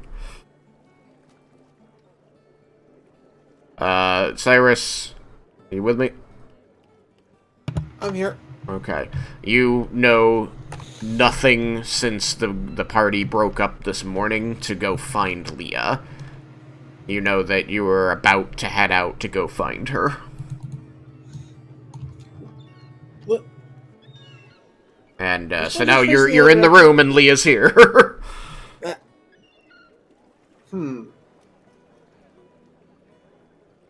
How long has she been back? Actually, no. Here's my much better opening. Found her! What a guy. Good job. Jebble Vendar, you... Never have done it without you. You return, entering the room. And the group is recombined. The four of you in here, the two Dragonborn, Lair and Leah, you all find it incredibly odd, disconcerting, impossible that Cyrus just sort of stepped out from behind the door, as the door had been closed before. He clearly was not there.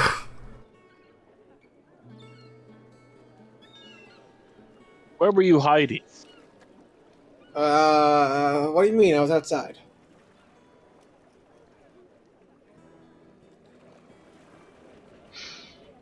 What do you mean you were outside? The door was closed. And we just came from outside. You weren't there. We went outside to go look for Leah, and then I found Leah, and now we're here. You didn't find Leah? Sure, did you hear her a second ago? I said found her. She's there. What No. time do you think it is? I tell him what time I think it is. 8 in the morning. Yeah, it's near evening now. It's 1:30 in the afternoon now. Yeah, it's afternoon now. I think you may have blipped. Joy. Well, at least my mother didn't have to see that. That would be disconcerting for her, I'm sure. As he says, at least my mother didn't have to see that. You do see his eyes pulse that brilliant green.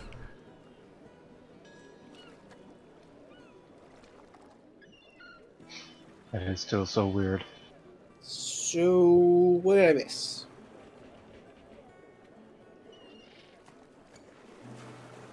They apparently found Leah. We healed the guy. What? That kid that we saved outside of, I'll remember whatever the name of the town was. Oh, the kid that lost his leg? Yes. I believe it was Got Fairfield. his dead leg? Yeah, we just went and Jebble used regeneration to give him his leg back. Oh, that's great. At least someone knows how to do action. give Raiken and Yukikaze a glare. Withering. Laramendus looks to Vendar and says, "Did you find the men that you were looking for?" Fortunately, no. We searched pretty much everywhere in the tower, and there was no servant that matched his description that matched him. It's possible he's changed his appearance, or maybe we just didn't see him. He could have been hiding from me. Were you looking for the right type of servant? What kind of man There's was he? also that. Well, I mean, you know the kind of man I was. No, but I don't mean in terms of that. I mean proud, powerful. He usually tries to stay unassuming, hide in plain sight and all that. But he is one of the most dangerous men alive.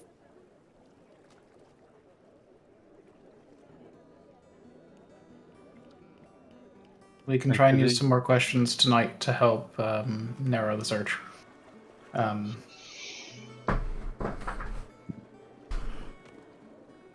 It is possible that he is not the kind of servant we thought.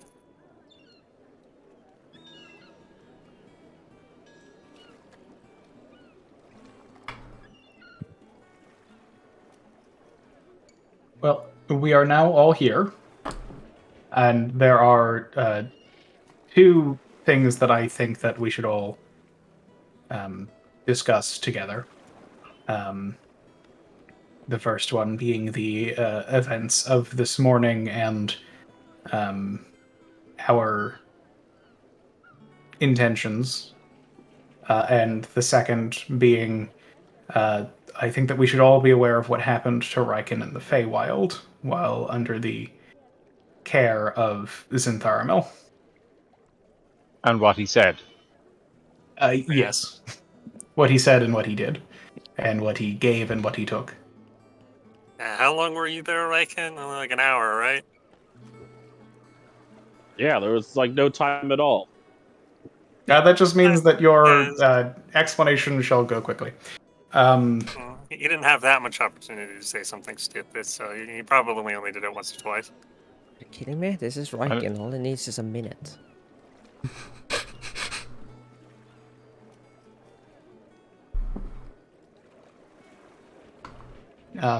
I propose that we have this conversation telepathically, as it will be faster. If everyone is okay with me taking the 10 minutes to cast the bond again. And then, in that case, if we do that, then should anything happen, it will be up. Sure, if it can stand around doing nothing, might as well be silent at the same time. Staring at each other doing nothing sure can't be anything worse than speaking to each other doing nothing. There's also something I want to talk about too, with the way that just something I want to confirm if I already told you guys.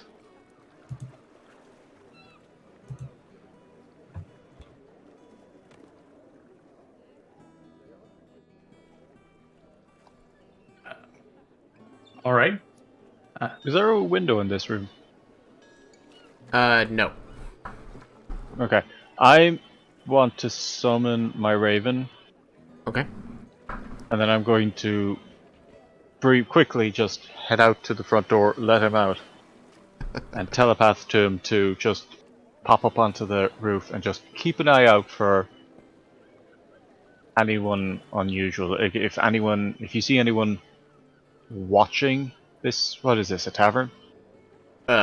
It's a mansion. Mansion. If you see anyone like watching it, let us know, or let me know. Skith caws at you and flutters up to the roof and says, "Sure, but everyone around here is kind of strange to me. If I see that mysterious behavior, though, I'll let you know." And I describe, what was it, Kyler? Yes. I give the description of Kyler as it was given to me and said, he might look like that, he might not, but... Well, Well, if he looks like that, I'll let you know when I see him. If he doesn't look like that, I won't let you know because I don't know what he looks like. That is fair.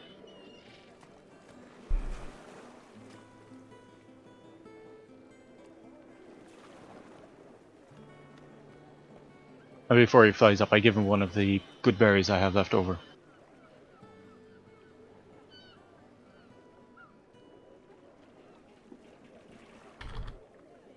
And then when I come back in, I just open up my hand and I've got 7 good berries left. Oh. And then just, anyone want any? It won't be worth thank anything you. tomorrow. I hold out the hand. And I'll take one. And I'll give it to Squeakers. I guess Raiken will take one.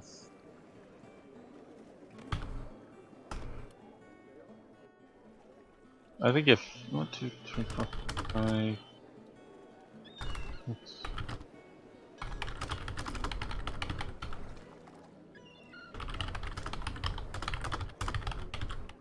Yeah, okay. That's looks to be all of them gone.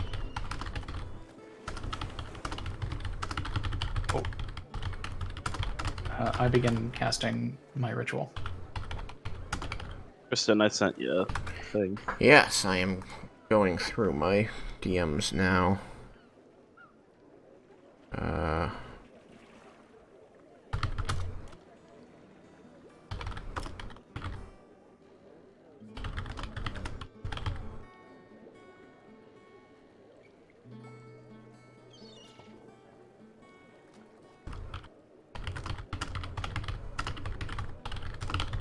Jebble will turn to Vendar and say, wait, do you know why he was in the palace, that fella?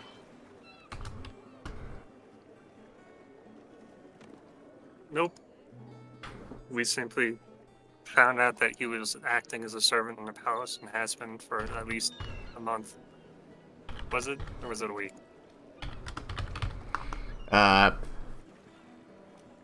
You were checking if he had spent the better part of the last week sleeping there, was the way you had phrased the question. Specifically, the plurality of his time sleeping. Well, yeah, so like if, there's 3 people and one of them gets like 40% and the other 2 each get 30%, then the one that got 40% won the plurality, but not the majority.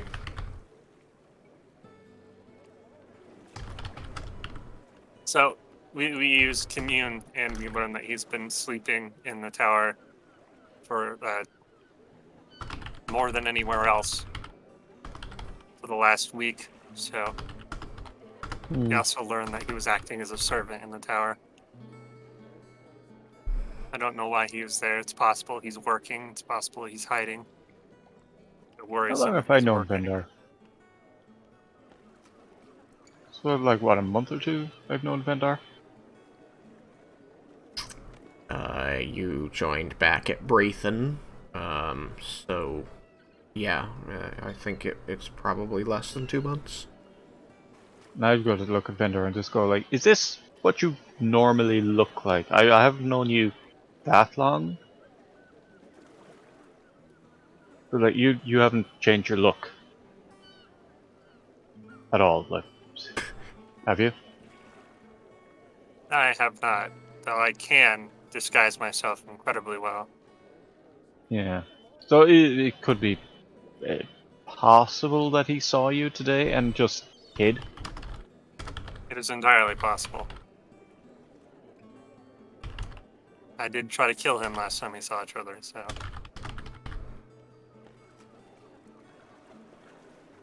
Well, that would give him a reason. Of course, that was under my father's order, and he's no doubt heard about what happened with him, so... I'm not sure if he'd want to avoid me or talk to me. So about this time you would have finished the ritual and you can all begin speaking telepathically, which is much, much faster. Excellent. So, where shall we begin? you'd answer that.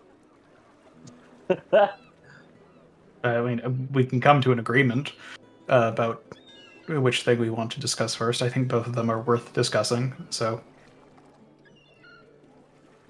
Laramenus turns to Leah, and telepaths. Mine might be pretty important as the first topic because it might influence how we do things. Very well. I just need to reconfirm. Well, there's one thing. This is very important. It was something I actually was told not to ever share because it's. But I think it's important for all of us to know because it will, put us in danger if it is the case. So, did I ever tell you guys? I'm just trying to remember if I did. Hold on. What? If you would like to be very sure about anyone listening in, even to our telepathic conversation, I can cast Private Sanctum here. For another 10 minutes? Actually, that would be... it's not a ritual. Oh, okay. If that can be cast quick. It's a spell. It takes 10 minutes. God damn it. Can't win. I can't. Yeah, this... I believe that we are likely to be fairly safe from prying ears, especially speaking telepathically. But if this is something that you feel strongly enough about, it is. It will last for 24 hours. So because it also puts me on the path of what Shagrazir did, and I also believe it's important. Very well. You spend 10 minutes. Level Mordenkainen's Private Sanctum. You spend 10 minutes. Because I'm out of 4th level spells. All right, so I'll be quick. So, did I tell you guys the ultimate weakness of this armor? I assume you're referring to what Tresnor told us? I don't know if Tresnor told... Did Tresnor tell all of us just... Oh, out of character. I mean, what had happened was that Tatsuya had started talking about how the armor was a trap, and he was sent out of the room because he was talking about things that should not be spread. And then Tresnor gave the group the lowdown on how the armor can be undone. Oh, shit. Okay, my bad. So you and the party all learned about that at the same time. Okay. Well, so I'll bring it up as a topic. We got to remember that my armor has this weakness. And if we do choose to take out the dragons, and we also were part of the information they all to be killed together, that puts me at a disadvantage. We can't rely on the power of the armor. Remind me what the weakness is? If the armor gets hit by all 5 elements of the dragon's breast, it's destroyed.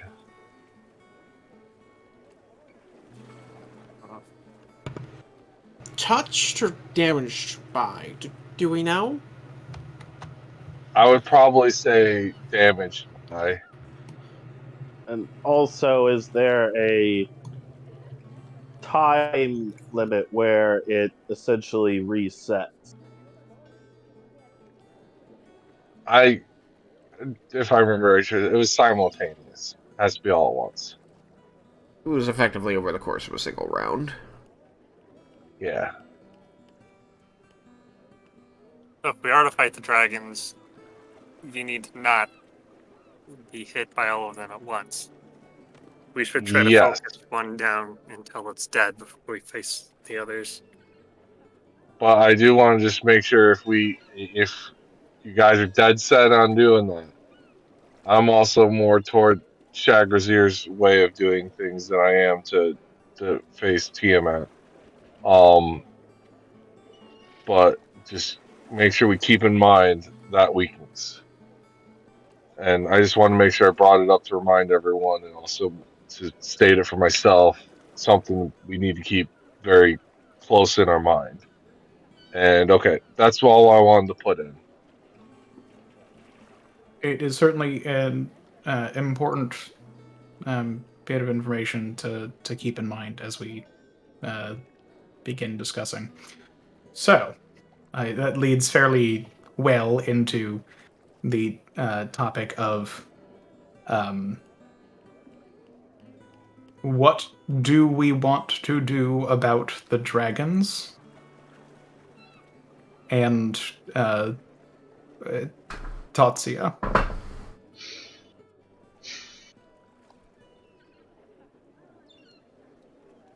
Well, Tatsuya said that Tiamat was still influencing our world from hell. Would it be possible to face Tiamat in whatever realm of hell she's in? That doesn't sound pleasant.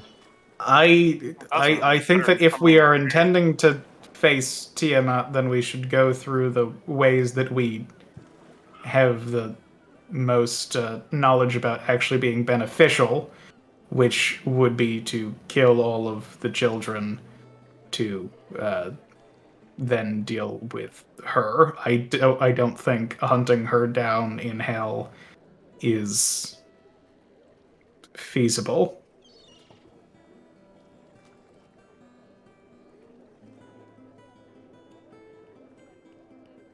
And more than likely, Tiamat's power is stronger in hell. I also don't believe that it's actually a good idea to kill a god in any way, no matter which god they are. We Or where just you do it. it, exactly. Hell is one of the least pleasant places to go and try and kill a god, and just the damage that would ensue from fighting one, let alone killing one, on the material plane, if that's what ends up happening, is horrifying to consider. Wait, Bahamut's the one behind this, so if him as one of the most powerful gods is determined to resummon and kill Tiamat, is there anything we can really do to stop it?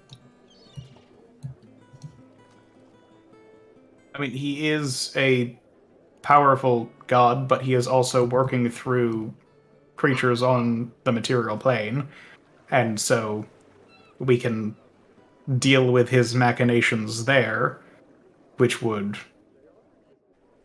prevent that from happening.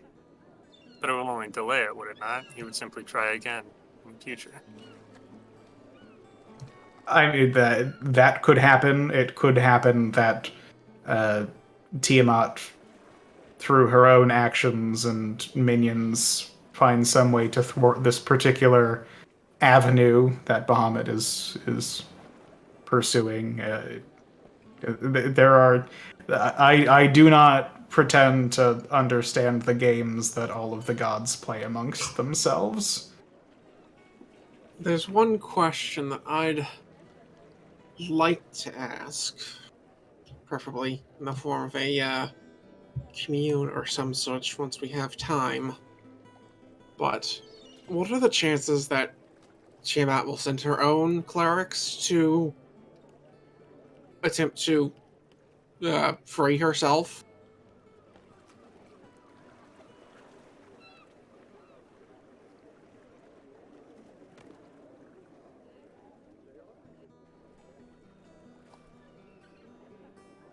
It does seem like Tiamat would be doing something. Like Tatsuya was saying, Tiamat is influencing this world. She most likely has some plan of her own going on that we are not privy to.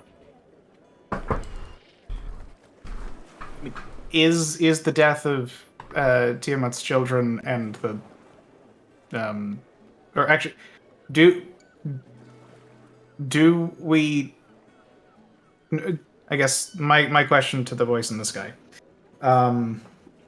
the result of killing the children was, to our knowledge, was specifically just basically opening up an avenue to be able to kill Tiamat.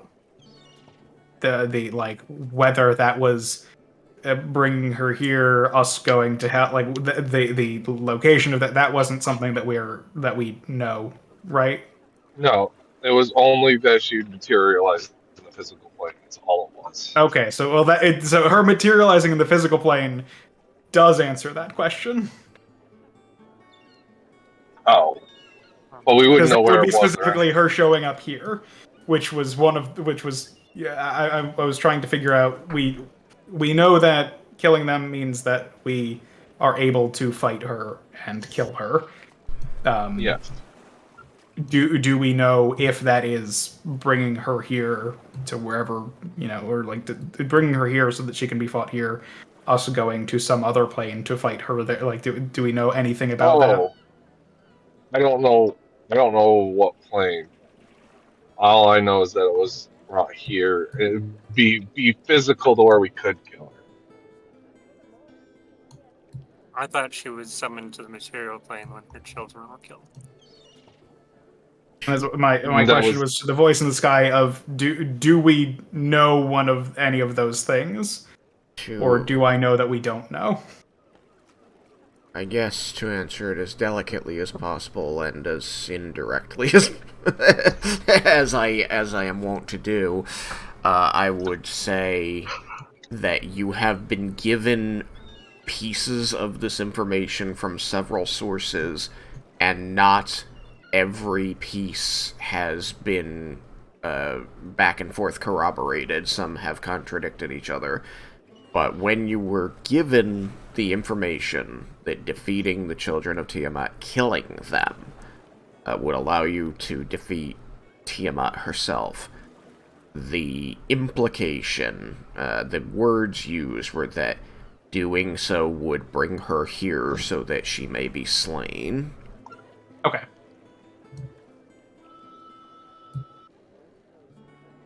Now, given that you have received again and again from, I think at this point, 3 or 4 different sources, pieces of this legend of how this whole thing works, and that they have not all fully corroborated one another, you are at your leisure to believe or doubt any part of it.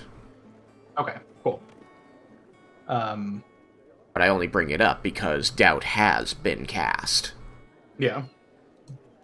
So, from Lara Mendes's point of view, we do not know the mechanism, whether like it's what plane, what location, Not anything like that. Not with certainty. With enough certainty to be able to make a claim about it. Yeah, because even if you decide to trust that bring her here to slay her means bring her to this plane, none of the verbiage that you've received has said where on the plane. You don't even know if she'll appear next to you or if she'll appear on the other side of the planet, if that's how it works. Yeah. Cool. For all we know, because up until that point, Tiamat and Bahamut want the same thing.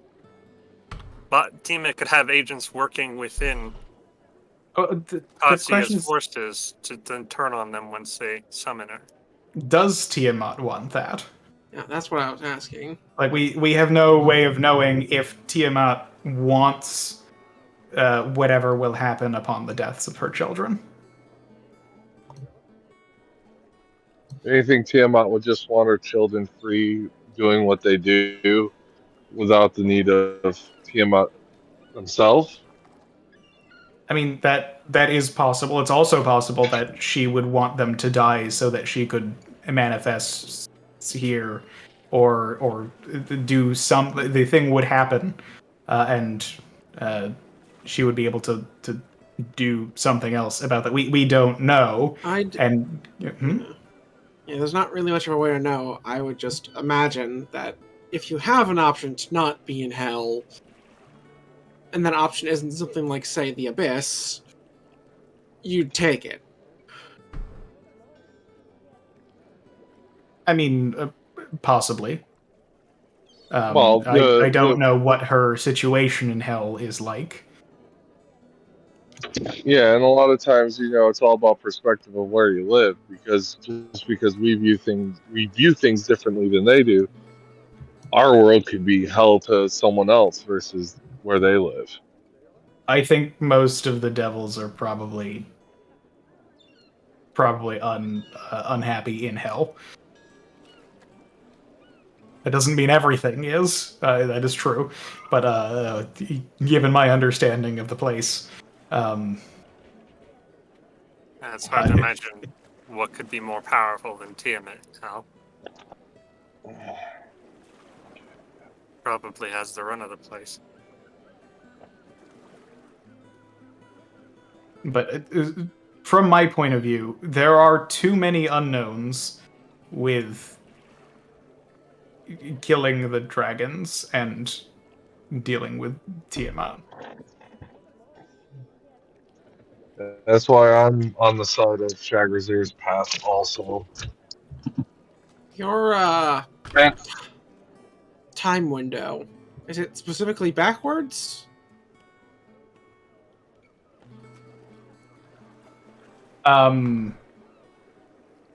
My spell Yeah, cannot see the future. worth a try. I am I a also little. have the.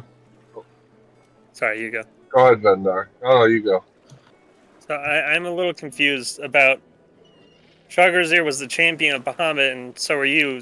So why go against what he wishes? It's. I still believe in Bahamut's tenets. I still follow him just because he has his choice of how he wants to deal with his sister, Tiamat. It's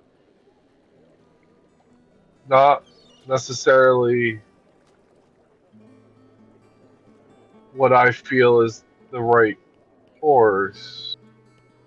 And would there be no Or repercussion to you going against Bahamut's plans and thwarting his what he's trying to do? to, I'm not porting it, more probably prolonging it for him, because eventually we'll have other followers that wish to do it exactly the way he wants, and it might, because we saw the apostle there, so he's not talking to just one person or champion to deal with the situation. So, I always proceed in forward in what I believe is right, and my faith in the tenets that Bahamut has given us and his ultimate goal, which isn't necessarily killing his sister. It's about actually, yeah, because it's all about being good. I mean, his actions in having his followers specifically undo and release the dragons to wreak havoc on the world so that he can kill his sister seems to go against that. No god has a single scheme going on at any one time.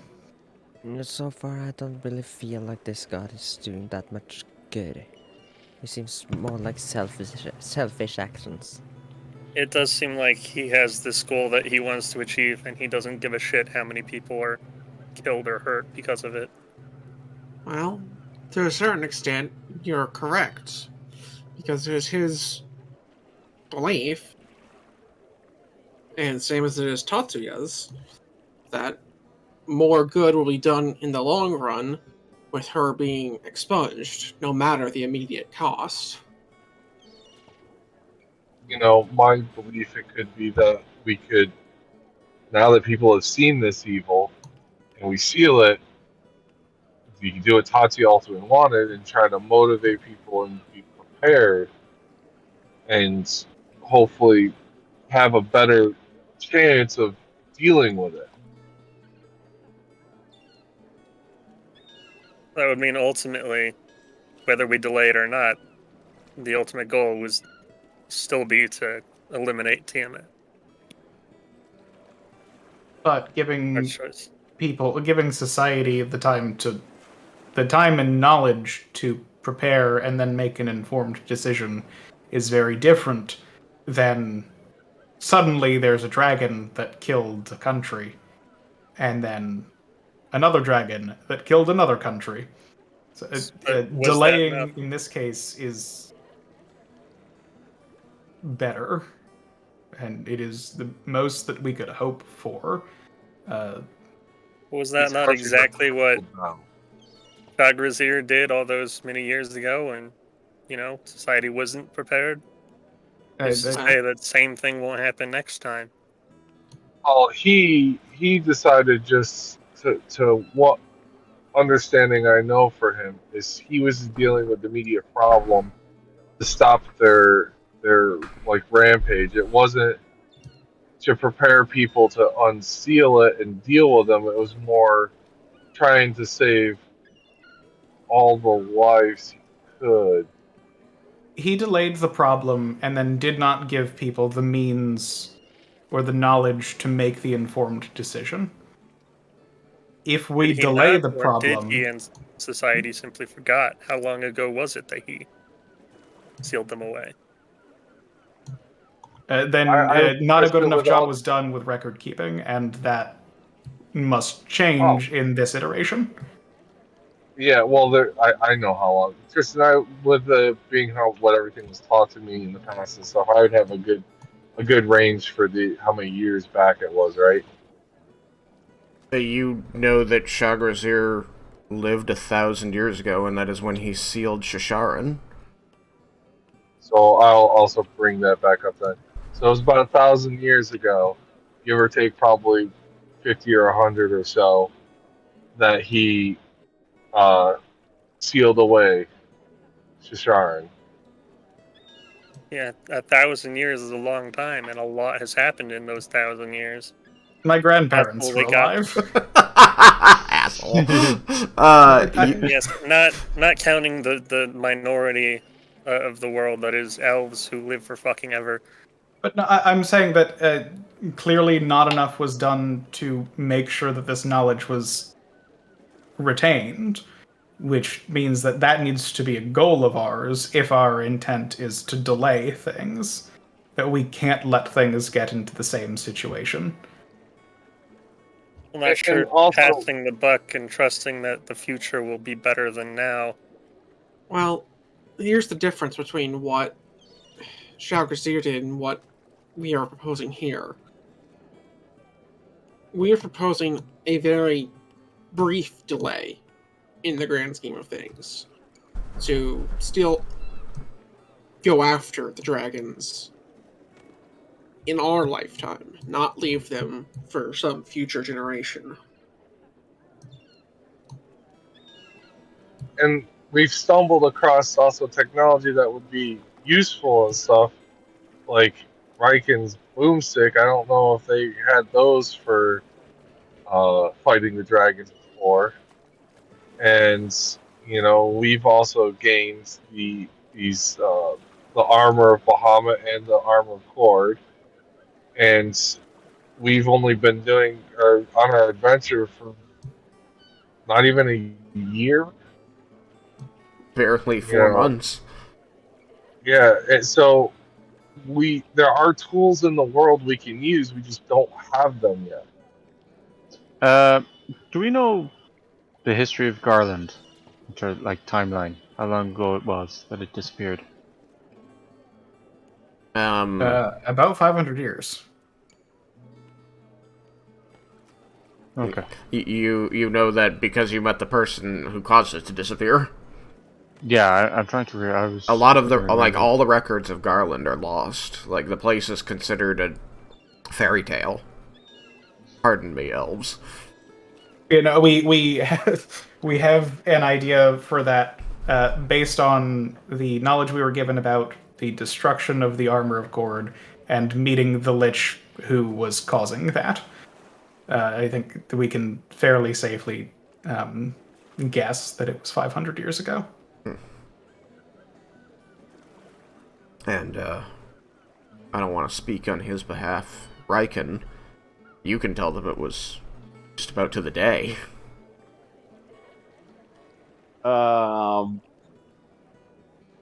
Yes. Assuming I'm allowed to. Is there a reason you wouldn't be? No, we haven't talked about this. But... It's up to you. You're the champion. No, it's part of what is coming up. Pardon me. Yukikaze. So I also wanted to say for the fact that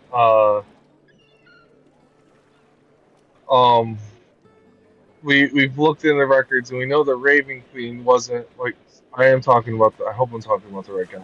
The Raven Queen was not the original one that filled that position before, and just because we kill this one god does not mean that the void is not going to be filled, and then there's going to be one just as bad or even or any better than Tiamat themselves if this void is more than likely going to be filled. So we're only shortly taking care of the god, and however long it takes for that new god to arrive, it's a continuous cycle. If we just keep if the following generation just ends up killing that one and then over and over and over again.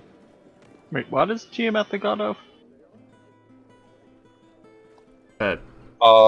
Tyranny and yeah, basically tyranny, subjugation, and avarice. Essentially, she's the god of evil. There are others, but she is one. But did anyone actually answer that? That was Jebble asking that question. Excuse me. Then I would have said the god of tyranny, greed, and spite. Like, why is there a god for that? Don't Because ask me. It's not like we voted for. that is there was a quite the being philosophical question. Level of power that embodied those elements.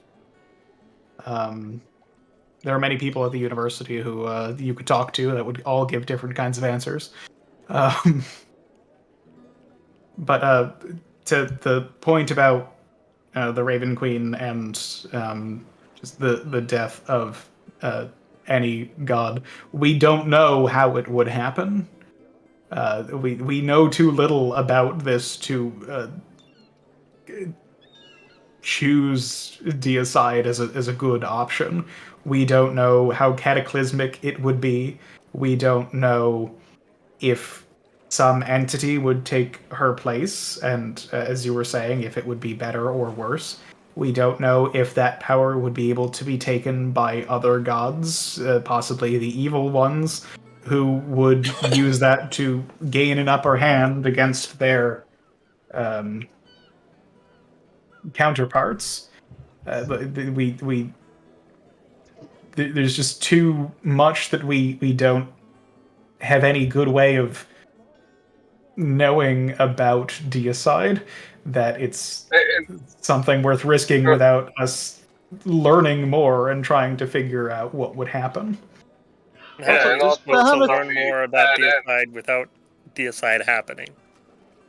Well, there's also the fact that even if we destroy Tiamat, you got to think, what if it's only like 2 days before the void is filled?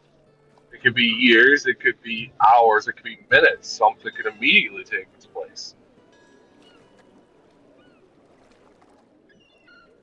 If there's a being that can immediately take the place, surely it is already affecting the world. It's not as if something would gain the power of Tiamat. It would simply be something filling the void. I mean, we don't know that. And there could be a being that's already influencing things we don't know. I mean, there is one, and we do know. So we do know Zephyr is around trying to attain godhood. Yeah, visibly. There's a good point. Those rights. Right. That is a very good one. When Zephyrs' name is mentioned. Leah does what? Shivers. Yukikaze, you become aware that your bag of holding has been, pulsing, vibrating at your side. You're not sure how long it's been doing it, but you become aware of it now. Oh, I got a cell phone now? Yeah. Oh. So, pick up your fucking phone. I'll be like, guys, there's something going on with my bag. Hold on a minute. And I'm gonna start rifling through it. I sense a disturbance in my pants. I've got a phone call for Bahamut. Yeah, while he's doing that, My Jebble just...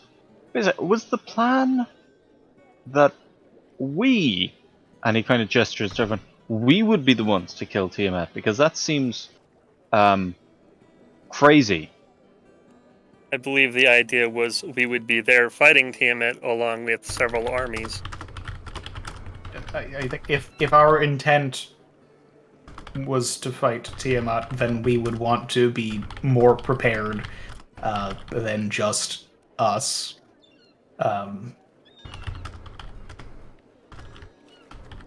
There's also a thought that, like, I have Bahamut armor, Raiken has the core armor. What do you guys have to keep your skins alive? Nearly being at the height of my You want power. to find a god armor for everybody? Excessive amounts of magic. Yeah. Common And sense. turn things to goo. I don't know if you can see your messages at this time, Malachi. I'm filling mine. I'm getting gas. I'm driving home. Okay. So then I'll just say it. Yeah. I see it. Oh, you see it? Yeah, I'm getting gas. Like I'm stopped so I can read. Okay. So.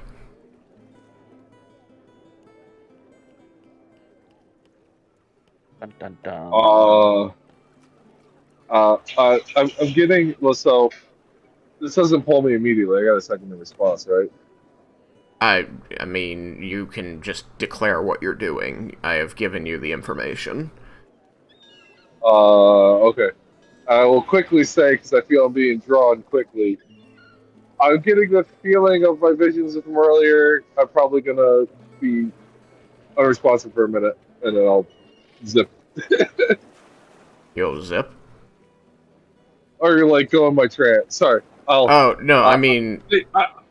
I think I'm going into a trance. There. Cool. I'll be back, brethren. Let me be more clear. Drawn out, I mean physically drawn out. Oh, like, wait, physically? Out of the bag.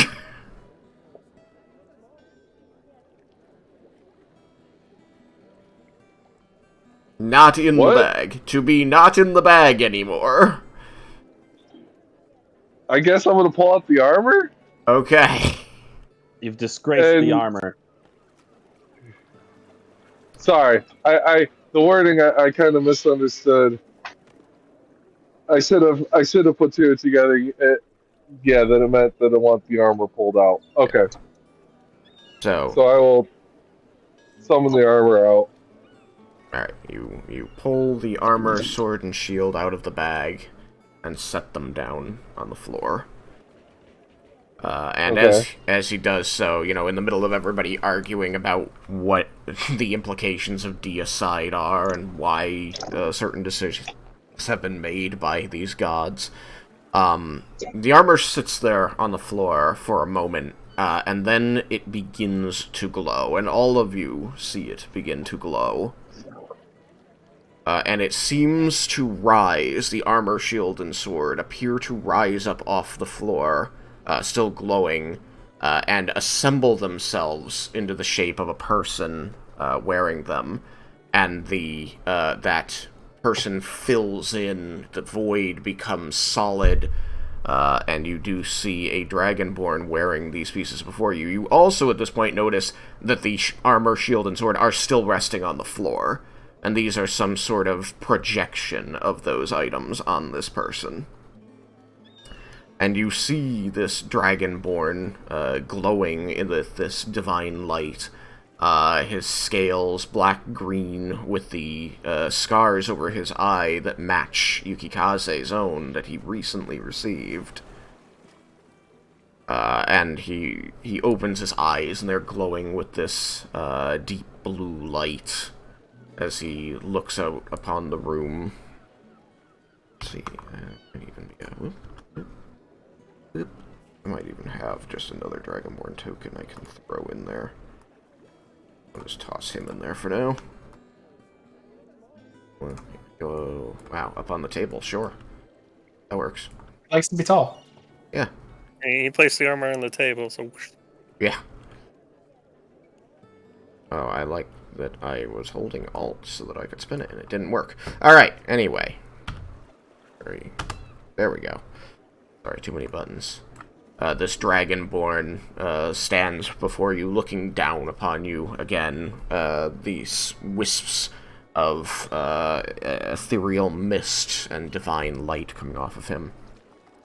And he ducks his head and crosses an arm over his chest in what looks like might be a salute or greeting, and begins speaking.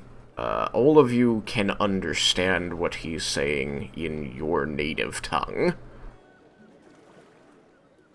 So, Lair, he sounds like he's speaking Elven.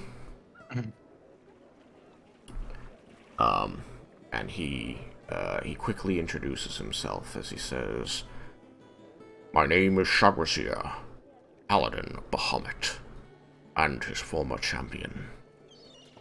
I have been aiding your friend Yukikaze for this past while as he collected the pieces of my legacy. And I have been privy to some of your conversations, and I felt now would be the best time to allow you to hear my thoughts on this." So is he speaking to us telepathically? He's speaking to you seemingly out loud, but you hear it in your own native tongue. So you hear him speaking common. So is he aware of our speaking telepathically? He does not seem to be. I mean, aware that you were speaking telepathically, he does not seem to be aware that there was any difference here. Okay.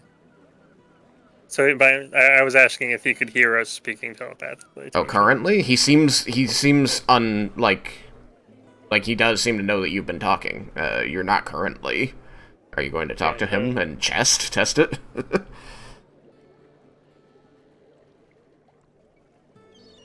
Sure. Or spirits hiding in armors. Oh no, we can ask him directly. Yes. If you were the champion of Bahamut, then why did you defy Bahamut's will? He seemed to want to answer Leah, and you saw him kind of like rolling his head back and forth, and then you burst in with this question, which he immediately took notice of, and lowers his head. And I imagine you're still speaking telepathically, so you're very sure that he can hear you, in spite of your telepathic speech. He says, "That is not a simple question to answer. When we are chosen as champions of our gods, we are given the vows, the list of tasks we must do in the name of that god. For Bahamut, for me, that was to protect those who cannot protect themselves, and to cast down tyrants who have taken power, prevent harm, and stop evil where I could. Bahamut still stands for these things, even while he plots other things.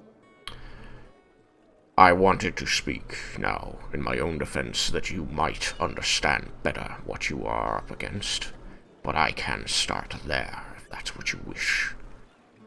I defied Bahamut's desire to destroy Tiamat when I was his champion, because as you face now, I believe that the cost in lives was too great to justify. I understood that defeating Tiamat might have a long-term benefit upon the world, but as your wizard has pointed out, that is uncertain. Even to me now, beyond the veil, I cannot be certain that that's how it works. That you would protect the world from evil such as Tiamat for long by her death. But I was further influenced by one other thing that I have not told your champion of. And that is that when I was given the power to subdue these dragons, I did not do so with the intent of defeating them later. My purpose at the time had been to put them down permanently but impermanently. The children of Bahamut, the first of the metallic dragons, they are dead and they are not coming back. Before, they were imbued such as Tiamat's children are, as you have recently learned from the other champion, that if they are defeated, they will rise again. The Tiamat's evil cannot be so easily expunged from the world.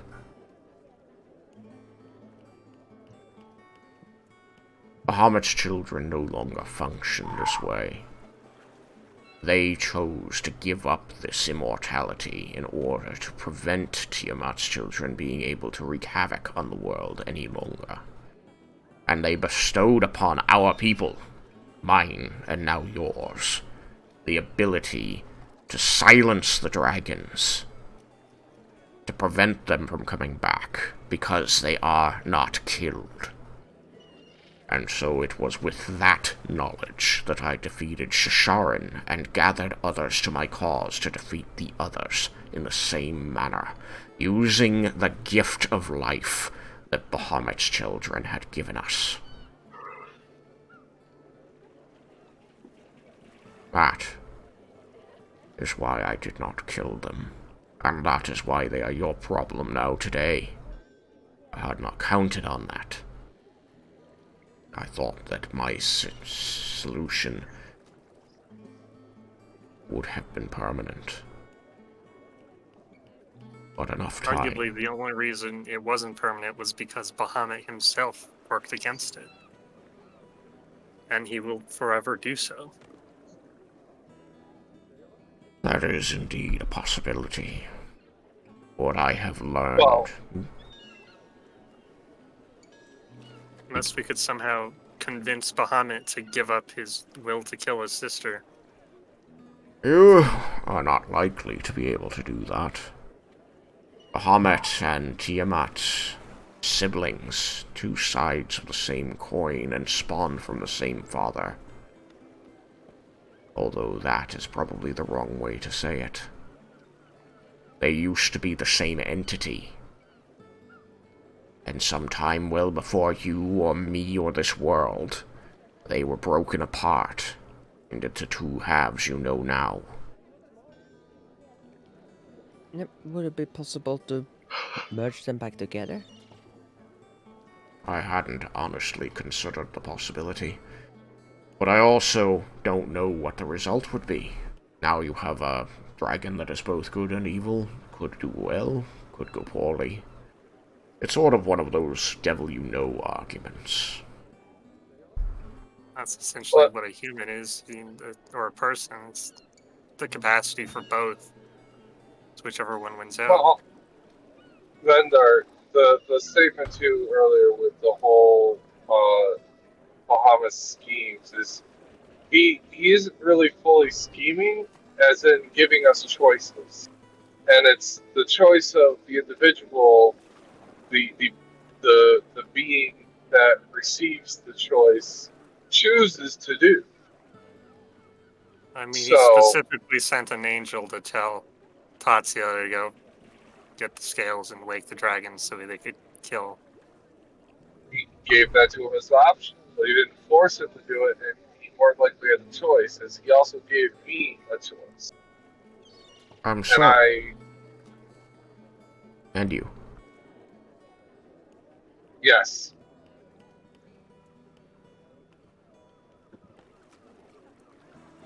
I'm certain that Bahamut has some resentment for the choices I made, but I am still a champion of his, and I still upheld all of his tenets.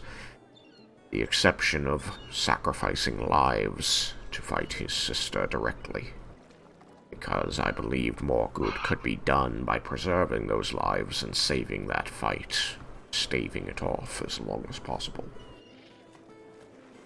I cannot deny that if Tiamat no longer existed, this world would probably be more peaceful. But I don't know that it's able to be.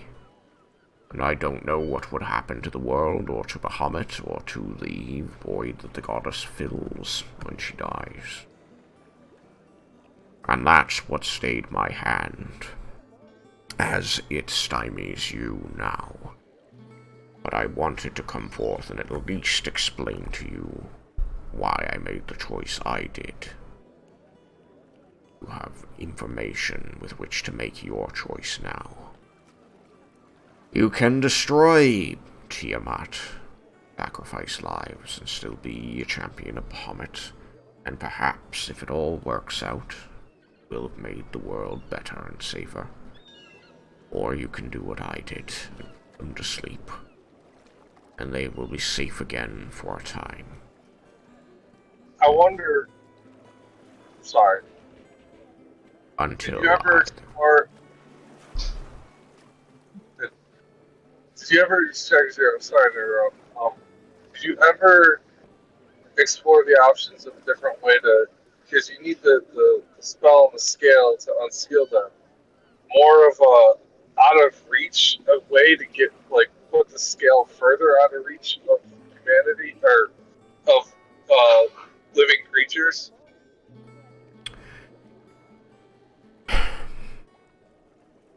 I never wanted the scales to be out of reach of humanity in that way.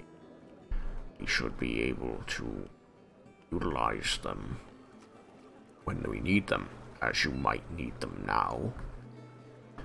But also the world that I fought to defend should be able to choose that it does not use such power or let it go wild. I was influenced heavily by an ally of mine who convinced me at the time that people could not be trusted to make that choice. And I compromised. I formed the first chapter of the Platinum Sentinels to guard the scale against misuse. Prevent people, because Tiamat does have followers in this world even today, from bringing her back. I assume this ally you're talking about is Fresnor? That's his name, right? He nods slowly at first and says yes. You aware that he himself became a demi-lich? Yes, because of you, I am aware of that. It breaks my heart to see him rend his soul in this way. But I also cannot deny the efficacy of his method.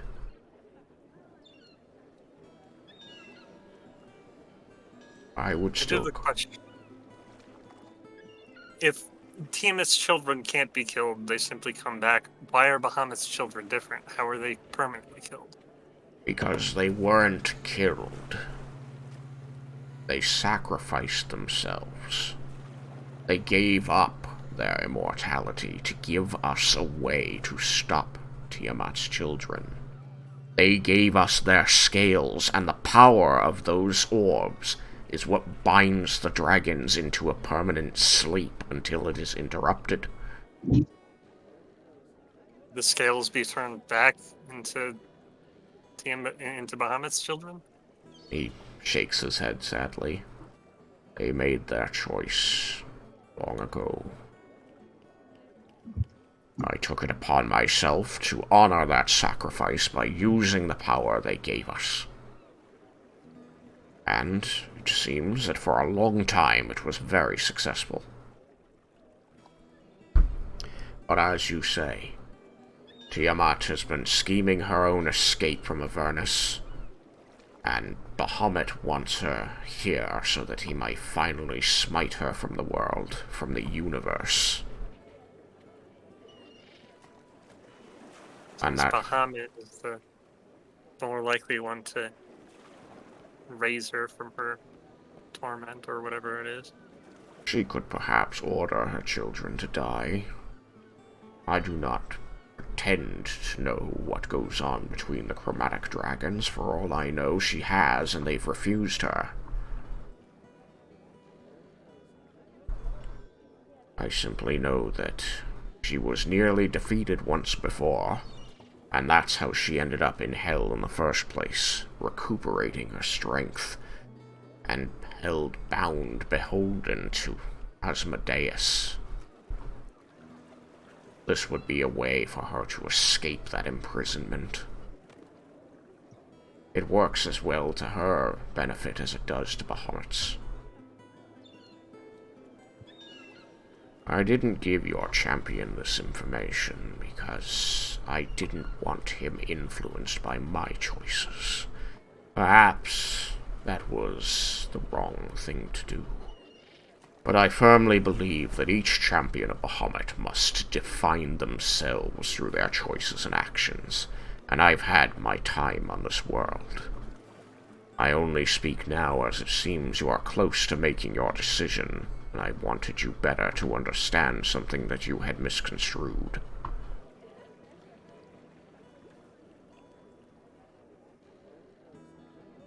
It does seem like, no matter what, Bahamut's always going to choose to try to kill Tiamat. That his other tenants, however important they are to him, they are lesser than his desire to kill his sister, and he is willing to sacrifice whatever to do that. That is probably true. It's a very good thing that Bahamut generally is incapable of directly affecting the world. Most of the gods are too preoccupied with too many places to look and touch any given one. That's why the paladins and the clerics exist.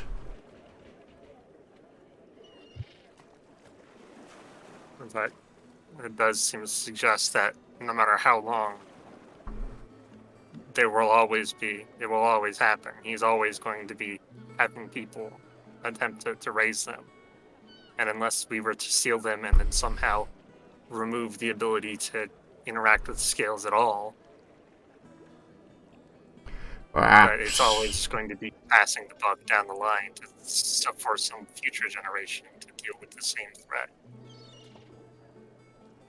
He smiles in that reptilian way that you're used to from spending so much time around a couple Dragonborn. He says, "That is the moralist quandary, isn't it?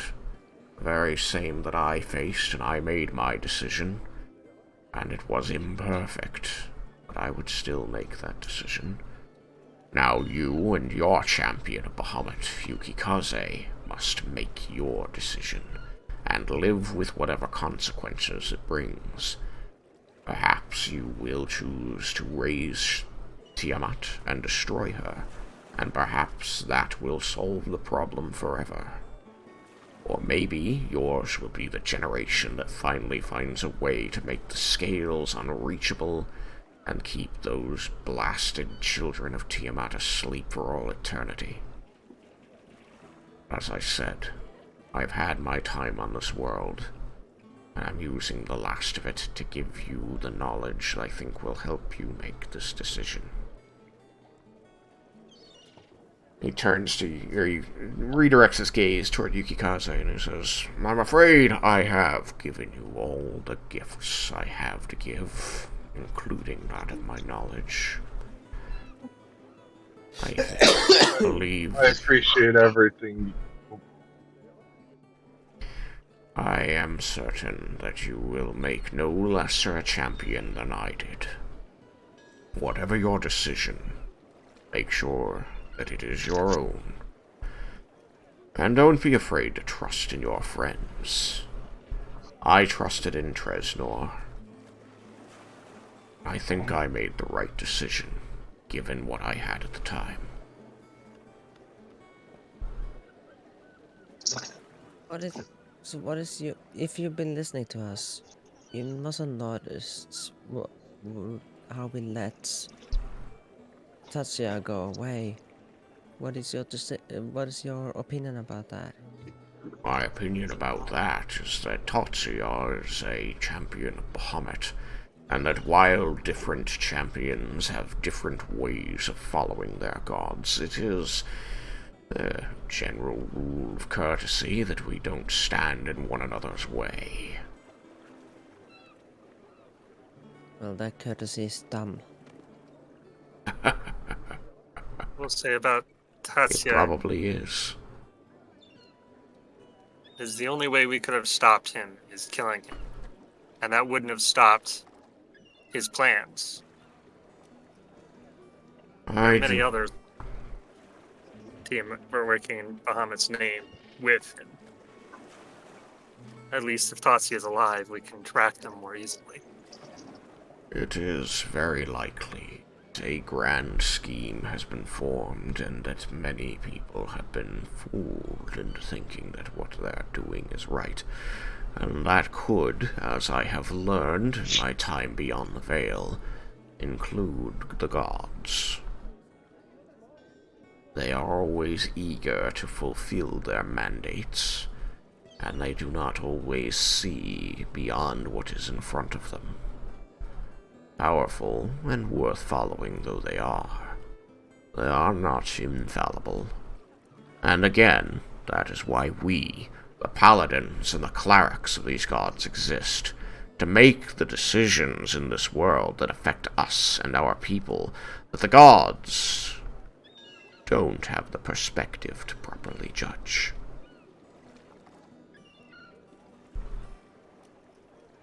Just remember that that is your job as a hand and eyes of your god. You must do what you believe they would, given the information and influence you have, for they lack it.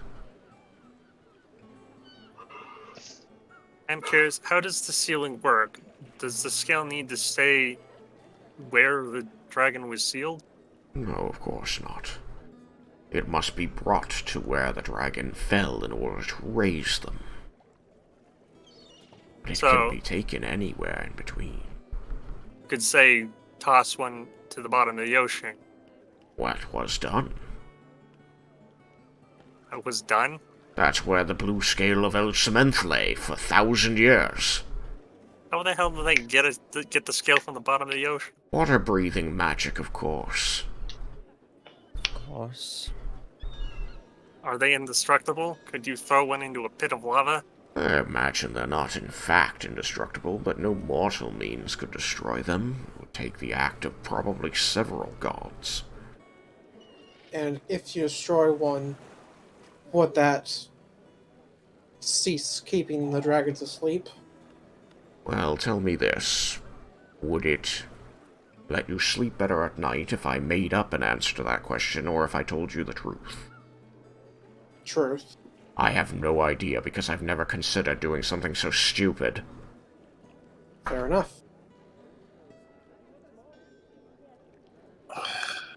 The powerful metallic children of Bahamut, who oversaw the safety of this world after he helped create it, gave us that power because they had no better way to stop their siblings.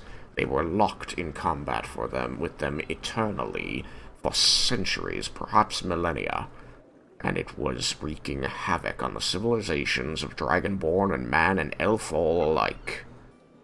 That's why they made the choice to sacrifice themselves to put the dragons to sleep, to stop the destruction and loss of life that their battles were causing.